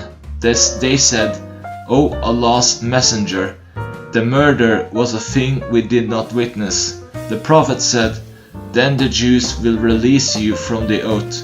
If 50 of them, the Jews, should take an oath to contradict your claim. They said, O Allah's Messenger, they are disbelievers, and they will take a false oath. Then Allah's Messenger himself paid the blood money to them. Narrated Ibn Umar. Allah's Messenger said, inform me of a tree which resembles a Muslim, giving its fruits at every season by the permission of its Lord, and the leaves of which do not fall. I thought of the date palm tree, but I disliked to speak because Abu Bakr and Umar were present there. When nobody spoke, the Prophet said, it is the date palm tree. When I came out with my father, I said, O father, it came to my mind that it was the date palm tree. He said, what prevented you from saying it? Had you said it, it would have been more dear to me than such and such a fortune. I said, nothing prevented me but the fact that neither you nor Abu Bakr spoke, so I dislike to speak in your presence. Chapter 90. What kinds of poetry, Rajat and Huda is allowed. Narrated Ubay bin Ka'b. Allah's Messenger said, some poetry contains wisdom. Narrated Jundub. While the Prophet was walking, a stone hit his foot and stumbled, and his toe was injured. He then, quoting a poetic verse, said, You are not more than a toe which has been bathed in blood in Allah's cause. Narrated Abu Huraira. The Prophet said, the most true words said by a poet were the words of Labid. He said, verily everything except Allah is perishable, and Umayyah bin Abi as-Salt was about to embrace Islam. Narrated Salama bin al-Aqwa. We went out with Allah's Messenger to Khaybar, and we traveled during the night. A man amongst the people said to Amir bin al-Aqwa, won't you let us hear your poetry? Amir was a poet, and so we got down and started chanting Huda, reciting for the people, poetry that keep pace with the camel's foot steps, saying, O Allah, without you we would not have been guided on the right path, neither would we have been given in charity, nor would we have prayed, so please forgive us what we have committed.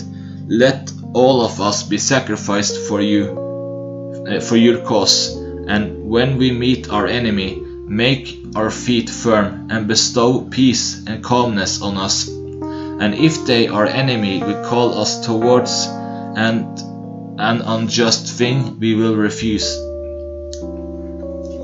The infidels have made a hue and cry to ask others help against us. Allah's Messenger said, who is that driver of the camels? They said, he is Amir bin al-Aqwa. He said, may Allah bestow his mercy on him. A man among the people said, has martyrdom been granted to him? O Allah's Prophet, would that you let us enjoy his company longer. We reached the people of Khaybar and besieged them till we were stricken with severe hunger, but Allah helped the Muslims conquer Khaybar in the evening of its conquest. The people made many fires. Allah's Messenger asked, what are those fires? For what are you making fires? They said, for cooking meat. He asked, what kind of meat? They said, donkey's meat. Allah's Messenger said, throw away the meat and break the cooking pots. A man said, O Allah's Messenger, shall we throw away the meat and wash the cooking pots? He said, you could do that too. When the army files aligned in rows for the battle, Amir's sword was a short one, and while attacking a Jew with it in order to hit him, the sharp edge of the sword turned back and hit Amir's knee, and caused him to die. When the Muslims returned from the battle, Salama said, Allah's messenger saw me pale and said, "What is wrong with you?" I said, "Let my parents be sacrificed for you." The people claim that all the deeds of Amir have been annulled. The Prophet asked, "Who said so?" I replied, "So and so, and so and so." And Usayd bin al-Hudayr al-Ansari said, "Whoever says so is telling a lie. Verily, Amir will have double reward." While speaking, the Prophet put two of his fingers together to indicate that, and added, "He was really a hard-working man and a mujahid, devout fighter in Allah's cause, and rarely have there lived in it, Medina or the battlefield, an Arab like him." Narrated Anas bin Malik. The Prophet came to some of his wives, among whom there was Sulaim, and said, "May Allah be merciful to you, O Anjasha. Drive the camels slowly, as they are carrying glass vessels." Abu Kalaba said, "The Prophet said a sentence, the above metaphor, which, had any one of you said it, you would have admonished him for it." Chapter 91.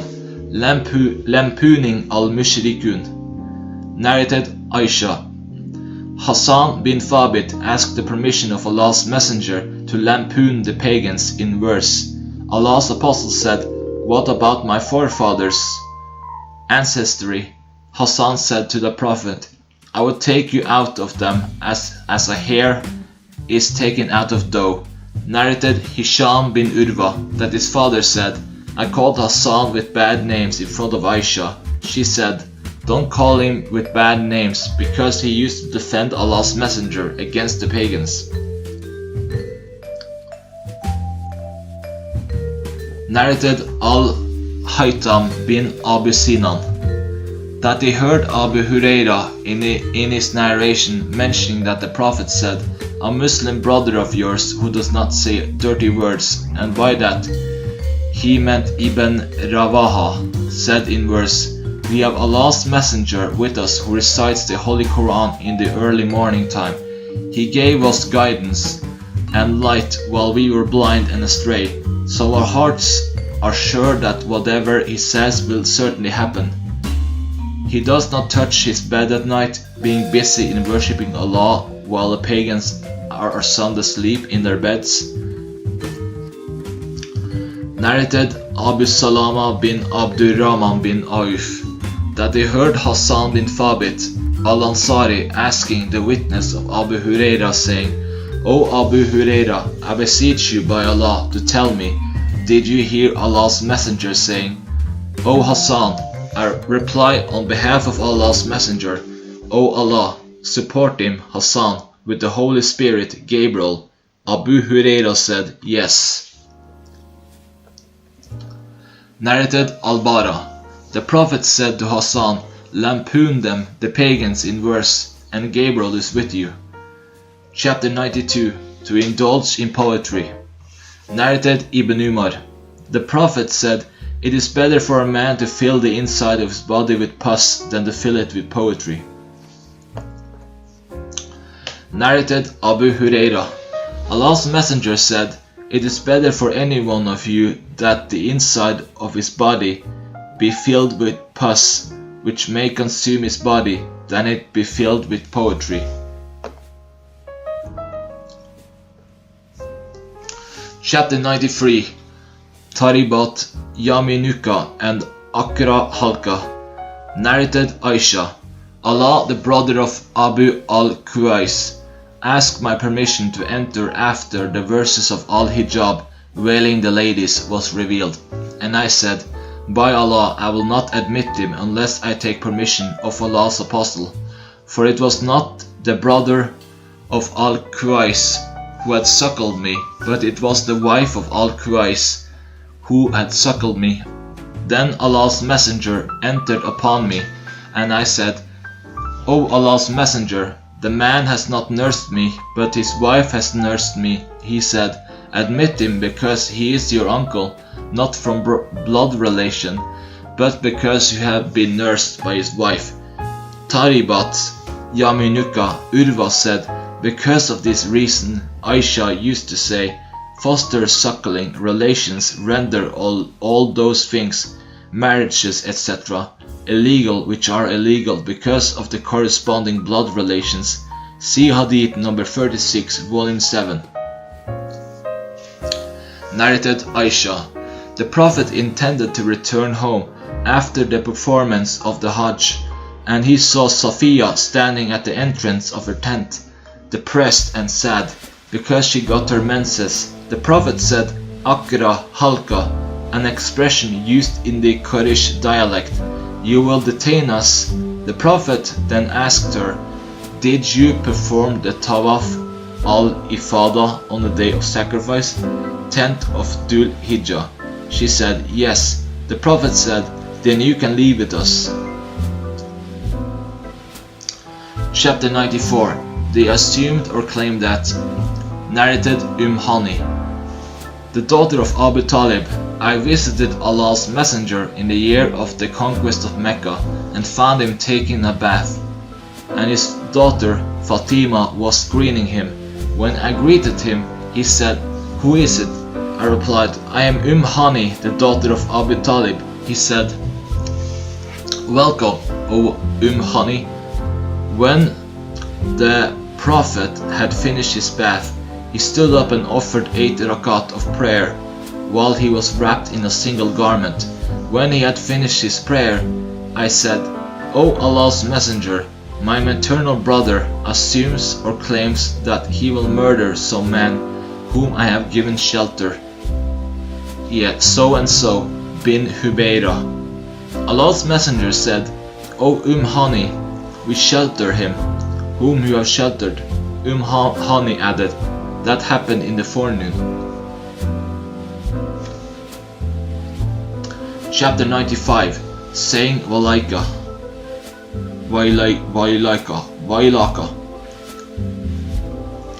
Narrated Anas. The Prophet saw a man driving a badana, a camel for sacrifice, and said to him, ride it. The man said, it is a bandana. The Prophet said, ride on it. The man said, it is a bandana. The Prophet said, ride on it. Woe to you. Narrated Abu Huraira. Allah's messenger saw a man driving a badana, a camel for sacrifice, and said to him, ride on it. The man said, O Allah's messenger, it is a bandana. The Prophet said, ride on it. Woe to you, on the second or third time. Narrated Anas bin Malik. Allah's messenger was on a journey, and he had a black slave called Anjasha, and he was driving the camels very fast, and there were women riding on those camels. Allah's messenger said, Waihaka, may Allah be merciful to you, O Anjasha, drive slowly, the camels with the glass vessels, woman.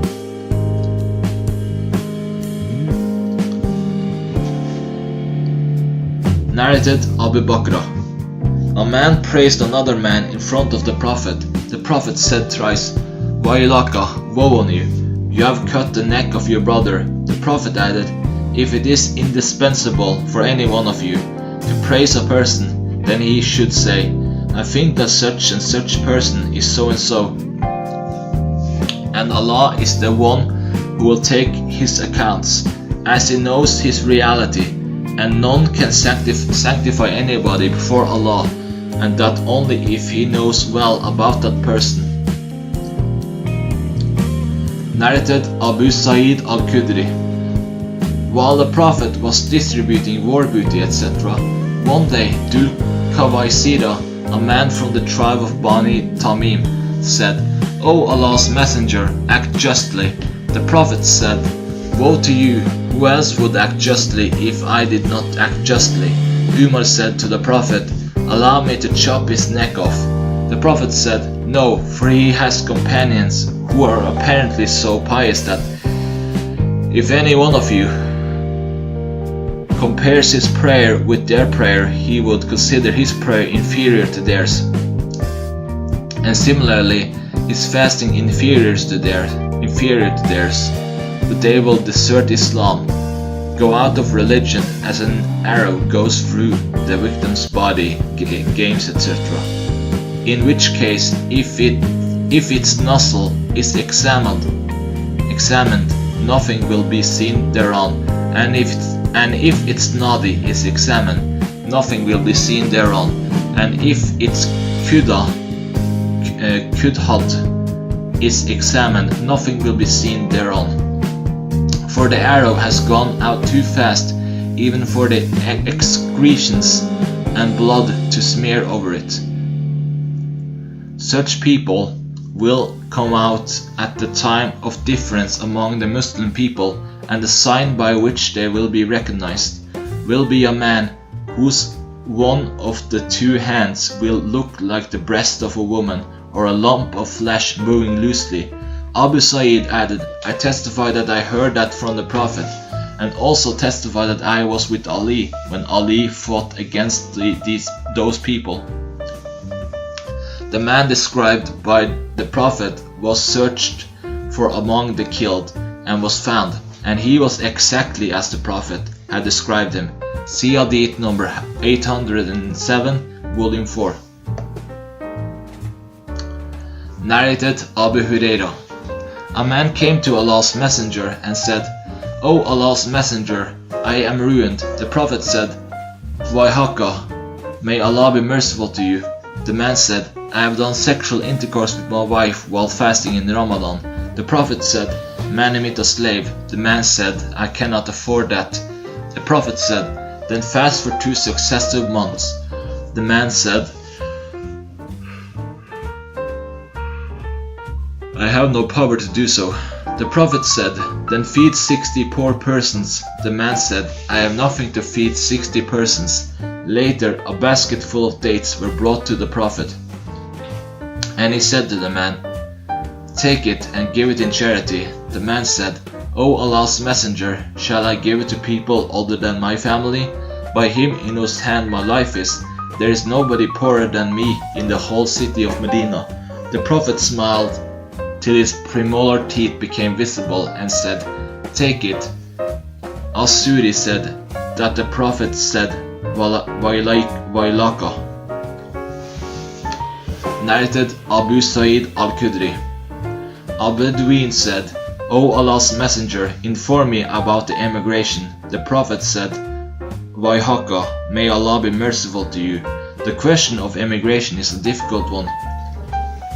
Have you got some camels? The Bedouin said, yes. The Prophet said, do you pay their zakat? He said, yes. The Prophet said, go on doing like this from beyond the seas, for Allah will not let your deeds go in vain. Narrated Ibn Umar. The Prophet said, Wailakum, woe to you, or Waihakum, may Allah be merciful to you. Shuba is not sure as to which was the right word. Do not become disbelievers after me by cutting the necks of one another. Narrated Anas. A Bedouin came to the Prophet and said, O Allah's Messenger, when will the hour be established? The Prophet said, Wailaka, woe to you, what have you prepared for it? The Bedouin said, I have not prepared anything for it except that I love Allah and his apostle. The Prophet said, you will be with those whom you love. We, the companions of the Prophet, said, and will we too be so? The Prophet said, yes. So we became very glad on that day. In the meantime, a slave of Al-Mughira passed by, and he was of the same age as I was. The Prophet said, if this slave should live long, he will not reach the geriatric old age, but the hour will be established.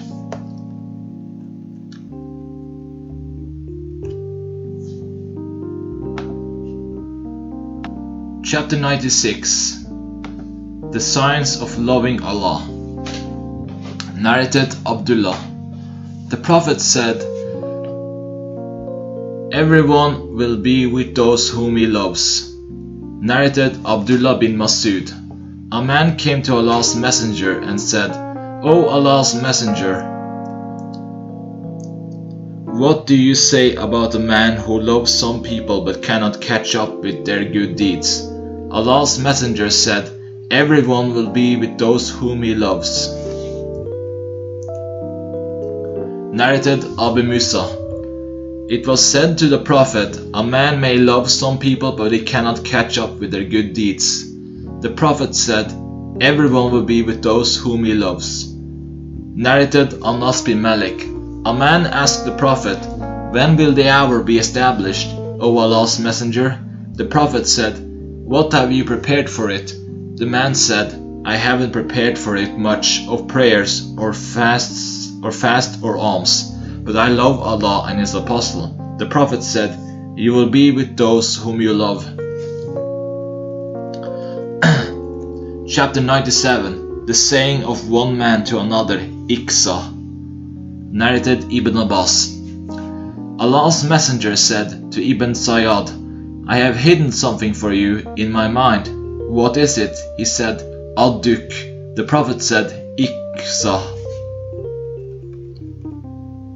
Narrated Abdullah bin Umar.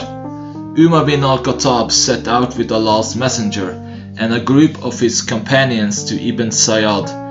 They found him playing with the boys in the fort or near the hillocks of Bani Maghala.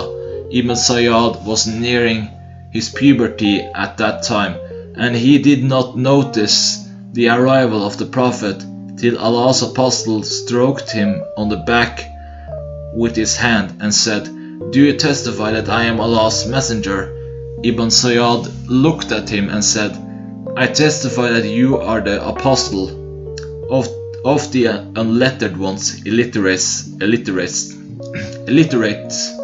Then Ibn Sayyad said to the prophets, "Do you testify that I am Allah's Messenger?" The Prophet denied that, saying, "I believe in Allah and all His Apostles." And then said to Ibn Sayyad, "What do you see?"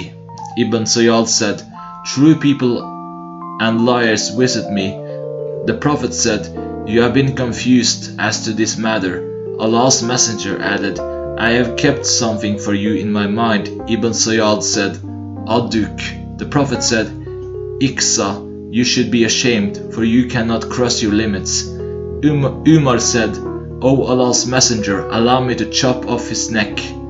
Allah's Apostle said to Umar, "Should this person be him, Ad-Dajjal, then you cannot overpower him, and should he be someone else, then it will be no use your killing him."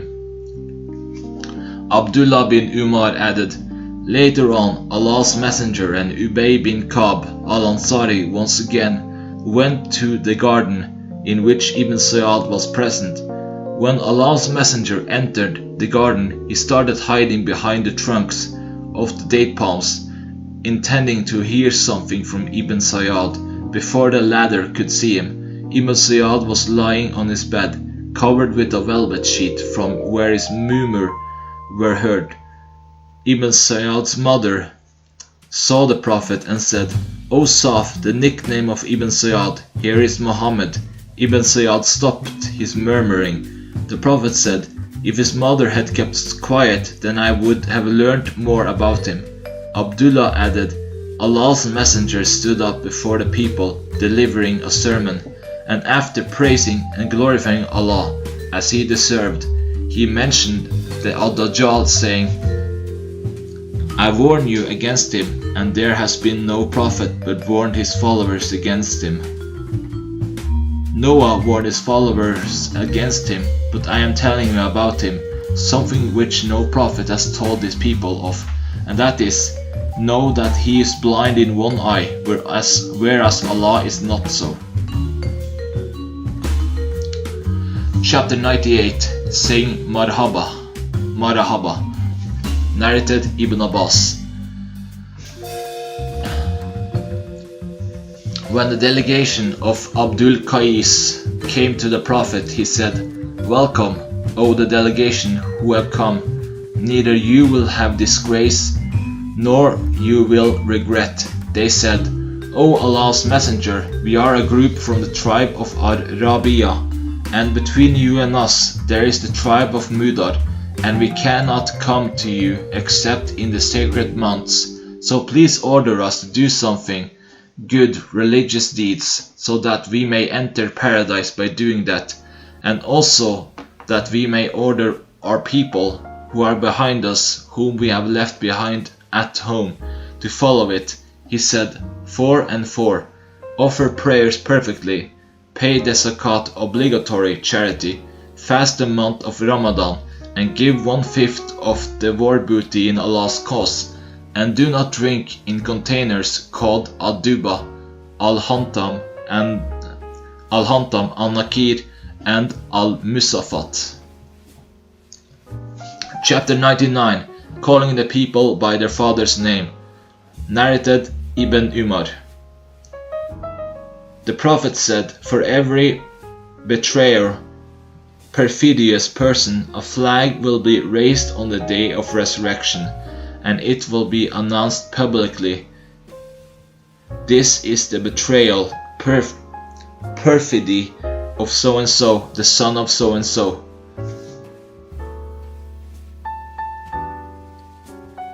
Narrated Ibn Umar.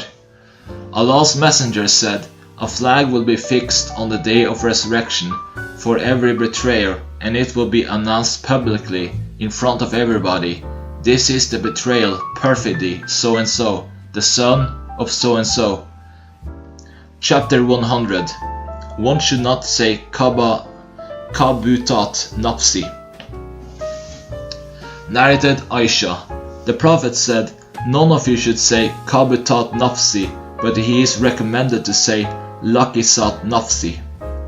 Narrated Sal. The Prophet said, none of you should say kabutat nafsi, but he is recommended to say lakisat nafsi. See Hadith number 202. Chapter 101. Do not abuse Al-Dar. Narrated Abu Hurairah. Allah's Messenger said, Allah said, the offspring of Adam abused the Dar, time, and I am the Dar. In my hands are the night and the day. Narrated Abu Hurairah. The Prophet said, don't call the grapes Al-Karm, and don't say Kaibat Ad-Dari, for Allah is the Dar. See Hadith number 202. Chapter 102. Al-Karm is only the heart of a believer. Narrated Abu Hurairah. Allah's Messenger said, they say Al-Karm, the generous, and in fact Al-Karm is the heart of a believer. Chapter 103. Saying, let my father and mother be sacrificed for you. Narrated Ali. I never heard Allah's Messenger saying, let my father and mother be sacrificed for you, except for Sa'd bin Abi Waqqas. I heard him saying, throw arrows, let my father and mother be sacrificed for you. The sub-narrator added, I think that was in the Battle of Uhud. Chapter 104. Saying, may Allah sacrifice me for you. Narrated Anas bin Malik. That he and Abu Talha were coming in the company of the Prophet towards Medina, while Safiya, the Prophet's wife, was riding behind him on a she-camel. After they had covered a portion of the way, suddenly the foot of the she-camel slipped, and both the Prophet and the woman, his wife Safiya, fell down. Abu Talha jumped quickly off his camel and came to the Prophet, saying, O Allah's Messenger, let Allah sacrifice me for you. Have you received any injury? The Prophet said, no, but take care of the woman, my wife. Abu Talha covered his face with his garment and went towards her and threw his garment over her. Then the woman got up, and Abu Talha prepared their she-camel by tightening its saddle, etc. And both of them, the Prophet and Safiya, mounted it. Then all of them proceeded, and when they approached near Medina, or saw Medina, the Prophet said, Ayyibun, Taibun, Abidun, Li Rabbina Hamidun. We are coming back to Medina with repentance, worshipping our Lord, and celebrating His our Lord's praises. The Prophet continued repeating these words till he entered the city of Medina. Chapter 105. The most beloved names to Allah, Asa wa Jal. Narrated Jabir. A boy was born for a man among us, and the man named him Al-Qasim. We said to him, we will not call you Abu Al-Qasim, nor will we respect you for that. The Prophet was informed about that, and he said, name your son Abdur Rahman. Chapter 106. Name yourself by my name, but do not call yourself by my kunya. Narrated Jabi. A man among us begot a boy whom he named Al-Qasim. The people said, we will not call him, he had a father, by that kunya, Abu al-Qasim, till we ask the Prophet about it. The Prophet said, name yourselves by my name, but do not call yourselves by my kunya. Narrated Abu Huraira. Abu al-Qasim. The Prophet said, name yourselves by my name, but do not call yourselves by my kunya. Narrated Jabir bin Abdullah. A man among us begot a boy whom he named Al-Qasim. The people said to him, we will not call you Abu al-Qasim, nor will we please you by calling you so. The man came to the Prophet and mentioned that to him. The Prophet said to him, name your son Abdur Rahman. Chapter 107. The name Al-Hasan. Narrated Al-Musayyab. That his father, Hassan bin Wab, went to the Prophet, and the Prophet asked him, what is your name? He replied, my name is Hassan. The Prophet said, you are Saul. Hassan said, I will not change the name with which my father has named me. Ibn al-Musayyab added, we have had roughness in character ever since. Narrated al-Musayyab on the authority of his father, similarly as above, 209. Chapter 108. To change a name for a better name. Narrated Saul. When Al-Mundhir bin Abu Usaid was born, he was brought to the Prophet, who placed him on his thigh. While Abu Usaid was sitting there, the Prophet was busy with something in his hands, so Abu Usaid told someone to take his son from the thigh of the Prophet. When the Prophet finished his job with which he was busy, he said, where is the boy? Abu Usaid replied, we have sent him home. The Prophet said, what is his name? Abu Usaid said, his name is so and so. The Prophet said, no, his name is Al-Mundhir. So he called him Al-Mundhir from that day. Narrated Abu Huraira. Zainab's original name was Bara, but it was said, by that she is giving herself the prestige of piety, so the Prophet changed her name to Zainab.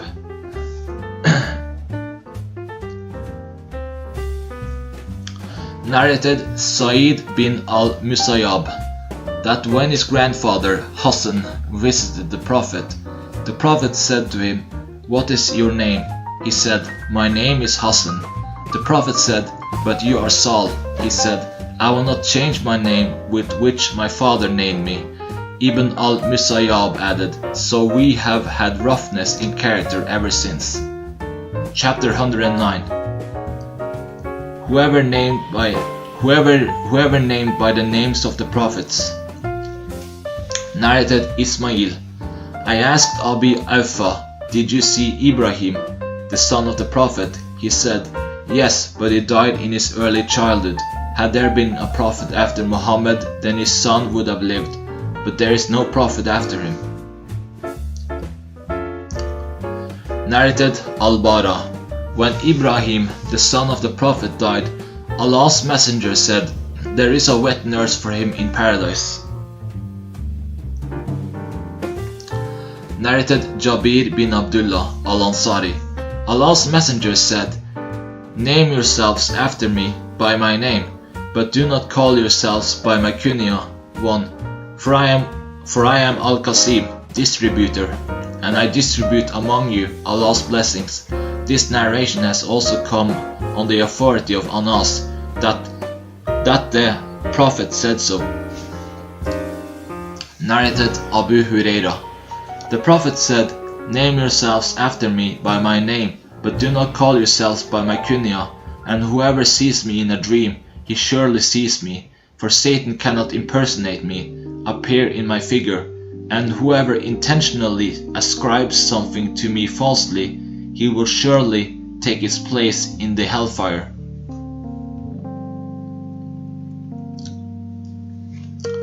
Narrated Abu Musa.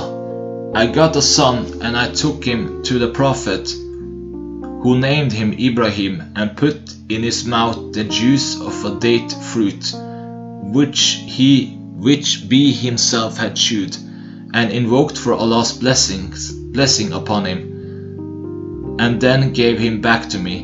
He was the eldest son of Abi Musa. Narrated Al-Mughira bin Shuba. Solar eclipse occurred on the day of Ibrahim's death, the Prophet's son. Chapter 110. To name Al-Walid. Narrated Abu Huraira. When the Prophet once raised his head after bowing in the Salat prayer, he said, "O Allah, save Al-Walid bin Al-Walid, and Salama bin Hisham, and Ayash bin Abu Rabia, and the helpless weak believers of Mecca.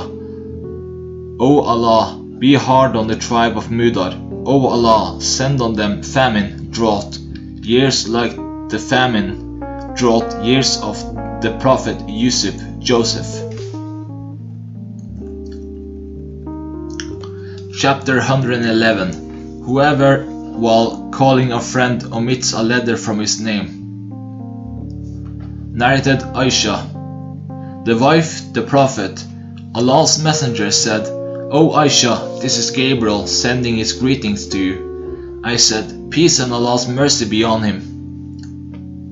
Aisha added, "The Prophet used to see things which we used not to see." Narrated Anas.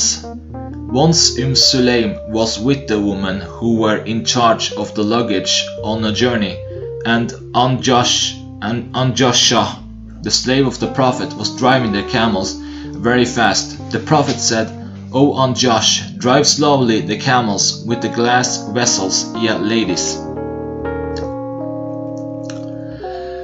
Chapter 112. A child may be given al-kunya, and one may be given al-kunya before children. Narrated Anas. The Prophet was the best of all the people in character. I had a brother called Abu Umar, who I think had been newly weaned. Whenever that child, was brought to the Prophet used to say, "O Abu Umar, what did Al-Nughair nightingale do?" It was a nightingale with which he used to play. Sometimes the time of the prayer became due while the Prophet, was in our house. He would order that the carpet underneath him be swept and sprayed with water, and then he would stand up for the prayer, and we would line up behind him, and he would lead us in prayer. Chapter 113. To be called Abu Turab, though one already has another kunya name. Narrated Sa'd bin Sa'd. The most beloved names to Ali was Abu Turab, and he used to be pleasured, and he used to be pleased when we called him by it. For none named him Abu Turab for the first time, but the Prophet. Once Ali got angry with his wife Fatima and went out of his house and slept near a wall in the mosque. The prophet came searching for him, and someone said, "He is there, lying near the wall." The prophet came to him while Ali's back was covered with dust. The prophet started removing the dust from his back, saying, "Get up, O Abu Turab." Chapter 114. The name which is most disliked by Allah.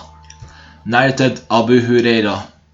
Allah's Messenger said, "The most awful name in Allah's sight on the day of resurrection will be that of a man calling himself Malik al-Amlak, the King of Kings." Narrated Abu Huraira. The Prophet said, "The most awful, meanest name in Allah's sight." Sufyan said more than once, "The most awful, meanest name in Allah's sight is that of a man calling himself King of Kings." Sufyan said, "Somebody else, yeah, other than Abu as-Sinad."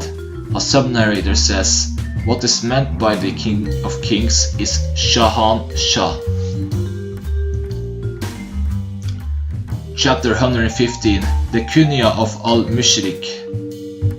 Narrated Usama bin Zayd. That Allah's Messenger rode over a donkey covered with Fadakiya velvet sheet, and Usama was riding behind him. He was visiting Sa'd bin Ubadah, who was sick, in the dwelling place of Bani al-Harith bin al-Khazraj, and this incident happened before the Battle of Badr. They proceeded till they passed by a gathering in which Abdullah bin Ubay bin Salul was present, and that was before Abdullah bin Ubat embraced Islam. In that gathering there were Muslims, pagan, idolaters and Jews, and among the Muslims there was Abdullah bin Rawaha. When a cloud of dust raised by the movement of the animal covered that gathering, Abdullah bin Ubay covered his nose with his garment and said, "Do not cover us with dust." Allah's Messenger greeted them, stopped, dismounted, and invited them to Allah, to embrace Islam, and recited to them the Holy Quran. On that, Abdullah bin Ubay bin Salul said to him, "O man, there is nothing better than what you say, if it is the truth. So do not trouble us with it in our gatherings, but if somebody comes to you, you can preach to him." On that, Abdullah bin Rawaha said, "Yes, O Allah's Messenger, call on us in our gathering, for we love that." So the Muslims, the pagans and the Jews started abusing one another till they were about to fight with one another. Allah's Messenger kept on quieting them till all of them became quiet, and then Allah's Messenger rode his animal and proceeded till he entered upon Sa'd bin Ubadah. Allah's Messenger said, "O Sa'd, didn't you hear what Abu Habab said?" Meaning Abdullah bin Unbar. He said so and so. Sa'd bin Ubadah said, "O Allah's Messenger, let my father be sacrificed for you. Excuse and forgive him, for by him who revealed to you the book, Allah sent the truth which was revealed to you at the time when the people of this town had decided to crown him, Abdullah bin Ubay, as their ruler. So when Allah had prevented that with the truth he had given you, he was choked by that, and that caused him to behave in such an impolite manner, which you had noticed. So Allah's Messenger excused him. It was the custom of Allah's Messenger and his companions to excuse the pagans and the people of the scripture, Christians and Jews, as Allah ordered them. And they used to be patient when annoyed by them. Allah said, "You shall certainly hear much that will grieve you from those who received the scripture before you, and from the pagans." 386. He also said, "Many of the people of the scripture wish that if they could turn you away as disbelievers after you have believed." 209. So Allah's Messenger used to apply what Allah had ordered him by excusing them till he was allowed to fight against them. When Allah's messenger had fought the battle of Badr, and Allah killed whomever he killed among the chiefs of the infidels and the nobles of Quraysh, and Allah's messenger and his companions had returned with victory and booty, bringing with them some of the chiefs of the infidels and the nobles of the Quraysh as captives. Abdullah bin Ubay bin Salul and the pagan idolaters who were with him said, "This matter Islam has now brought out its face, triumph.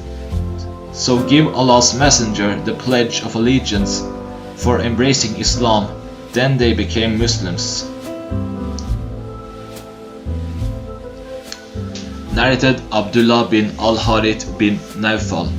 Abbas bin Abdul Muttalib said, "O Allah's messenger, did you benefit Abu Talib with anything, as he used to protect and take care of you, and used to become angry for you?" The Prophet said, "Yes, he is in a shallow place of fire, but for me he would have been in the lowest part of the fire."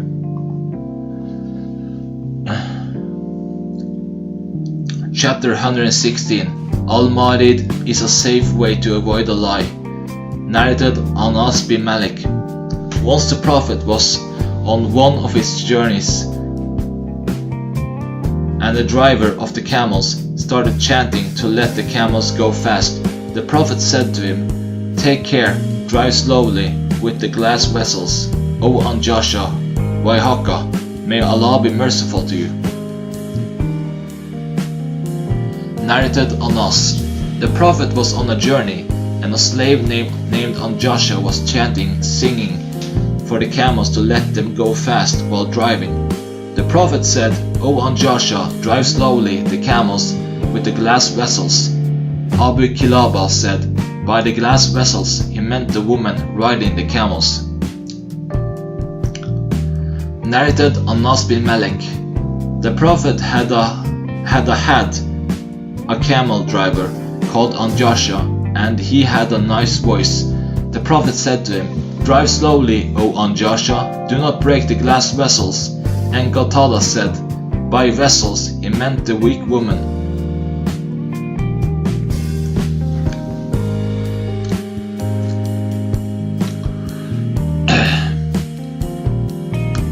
Narrated Anas bin Malik.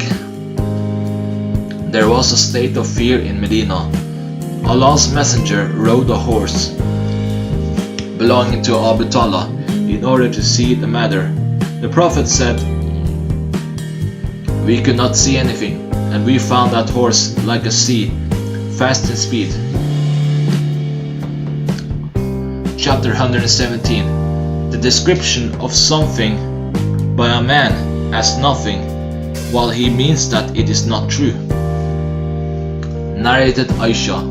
Some people asked Allah's messenger about the foretellers. Allah's messenger said to them, "They are nothing, ye are liars." The people said, "O Allah's messenger, sometimes they tell something which comes out to be true."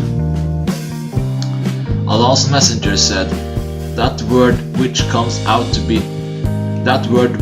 to be true is what a jinx snatches away by stealing, and then pours it in the ear of his foreteller with a sound similar to the cackle of a hen, and then they add to it 100 lies. Chapter 118. To raise the sight towards the sky. Narrated Jabir bin Abdullah that he heard Allah's messenger saying, "Then there was a pause in the revelation of the divine inspiration to me. Then while I was walking, all of a sudden I heard a voice from the sky, and I raised my sight towards the sky and saw the same angel who had visited me in the cave of Hira, sitting on a chair between the sky and the earth." Narrated Ibn Abbas. Once I stayed overnight at the house of Maimuna, and the Prophet was there with her. When it was the last third of the night, or some part of the night, the Prophet got up looking towards the sky and recited, Verily, in the creation of the heavens and the earth, and in the alternation of night and day, there are indeed signs for men of you understanding. 390. Chapter 119. Whoever dipped a stick in water and mud. Narrated Abu Musa. That he was in the company of the Prophet in one of the gardens of Medina, and in the hand of the Prophet there was a stick, and he was striking slowly the water and the mud with it. A man came at the gate of the garden and asked permission to enter. The Prophet said, "Open the gate for him and give him the glad tidings of entering paradise." I went, and behold, it was Abu Bakr, so I opened the gate for him and informed him of the glad tidings of entering paradise. Then another man came and asked permission to enter. The Prophet said, "Open the gate for him and give him the glad tidings of entering paradise." Behold, it was Umar, so I opened the gate for him and gave him the glad tidings of entering paradise. Then another man came and asked permission to enter. The Prophet was sitting in a leaning posture, so he sat up and said, "Open the gate for him and give him the glad tidings of entering paradise with a calamity which will befall him or which will take place." I went, and behold, it was Uthman, so I opened the gate for him and gave him the glad tidings of entering paradise, and also informed him of what the Prophet had said about the calamity. Uthman said, "Allah alone, whose help I seek against that calamity." Chapter 120. One may scrape up the ground. Narrated Ali. We were with the Prophet in a funeral procession, and he started scraping the ground with a small stick and said, "There is none amongst you but has been assigned a place either in paradise and or in the hellfire." The people said to him, "Should we not depend upon it?" He said, carry on doing good deeds, for everybody will find easy such deeds as will lead him to his destined place." He then recited, "As for him who gives in charity and keeps his duty to Allah," 92:5. Chapter 121. The saying of Takbir and Tasbih at the time of wonder. Narrated Salama. One night the Prophet woke up and said, "Subhanallah, how many treasures have been disclosed, sent down, and how many afflictions have been descended. Who will go and wake the sleeping lady occupants up of these dwellings for praying?" He meant by this his wives. The Prophet added, "A well-dressed person in this world may be naked in the hereafter." Umar said, I asked the Prophet, "Have you divorced your wives?" He said, "No." I said, "Allahu Akbar." Narrated Safiya bint Huyay. The wife of the Prophet, that she went to Allah's Messenger while he was in I'tikaf, staying in the mosque, during the last 10 nights of the month of Ramadan. She spoke to him for an hour a while at night, and then she got up to return home. The Prophet got up to accompany her, and when they reached the gate of the mosque opposite the dwelling place of Salama, the wife of the Prophet, 2 Ansari men passed by, and greeting Allah's Messenger, they quickly went ahead. Allah's Messenger said to them, "Do not be in a hurry. She is Safiya, the daughter of Huyay." They said, "Subhanallah, O Allah's Messenger, how dare we suspect you?" That was a great thing for both of them. The Prophet then said, "Satan runs in the body of Adam's son, man, as his blood circulates in it. And I was afraid that he, Satan, might insert an evil thought in your hearts." Chapter 122. It is forbidden to throw stones. Narrated Abdullah bin Mughafal al-Musani. The Prophet forbade the throwing of stones with the thumb and the index of middle finger, and said, It neither hunts a game nor kills or hurts an enemy, but it gouges out an eye or breaks a tooth. Chapter 123. To say Alhamdulillah on sneezing. Narrated Anas bin Malik. Two men sneezed before the Prophet. The Prophet said to one of them, "May Allah bestow His mercy on you." But he did not say that to the other. On being asked why, the Prophet said, "That one praised Allah at the time of sneezing, while the other did not praise Allah." Chapter 124. Tashmu to the sneezer if he praises Allah. Narrated Al-Bara. The Prophet ordered us to do 7 things and forbade us from 7 other things.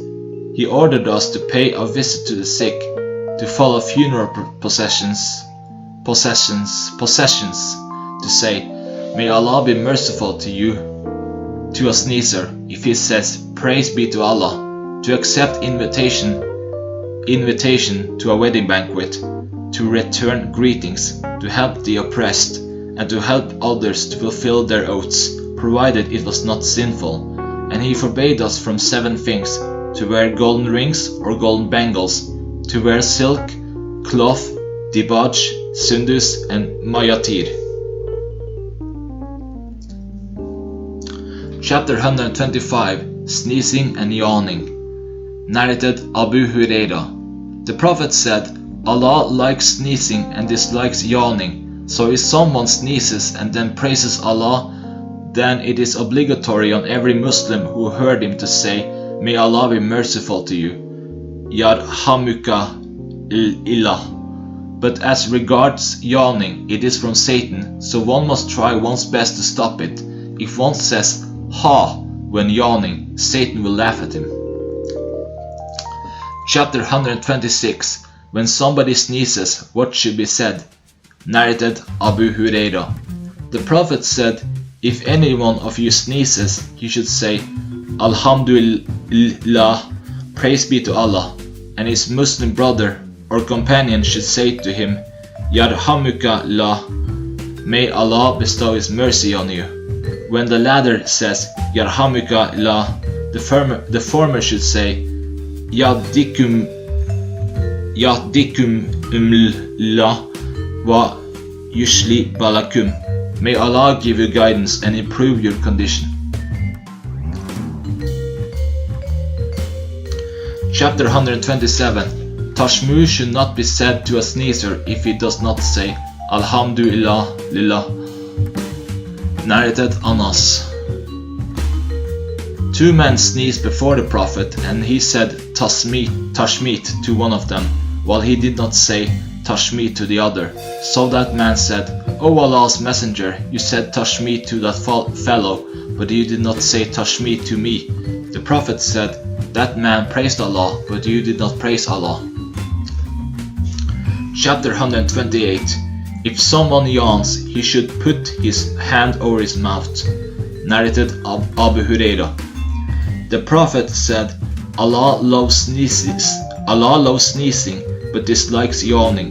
So if any one of you sneezes and then praises Allah, every Muslim who hears him praising Allah has to say Tashmit to him. But as regards yawning, it is from Satan, so if one of you yawns, he should try his best to stop it, for when any one of you yawns, Satan laughs at him.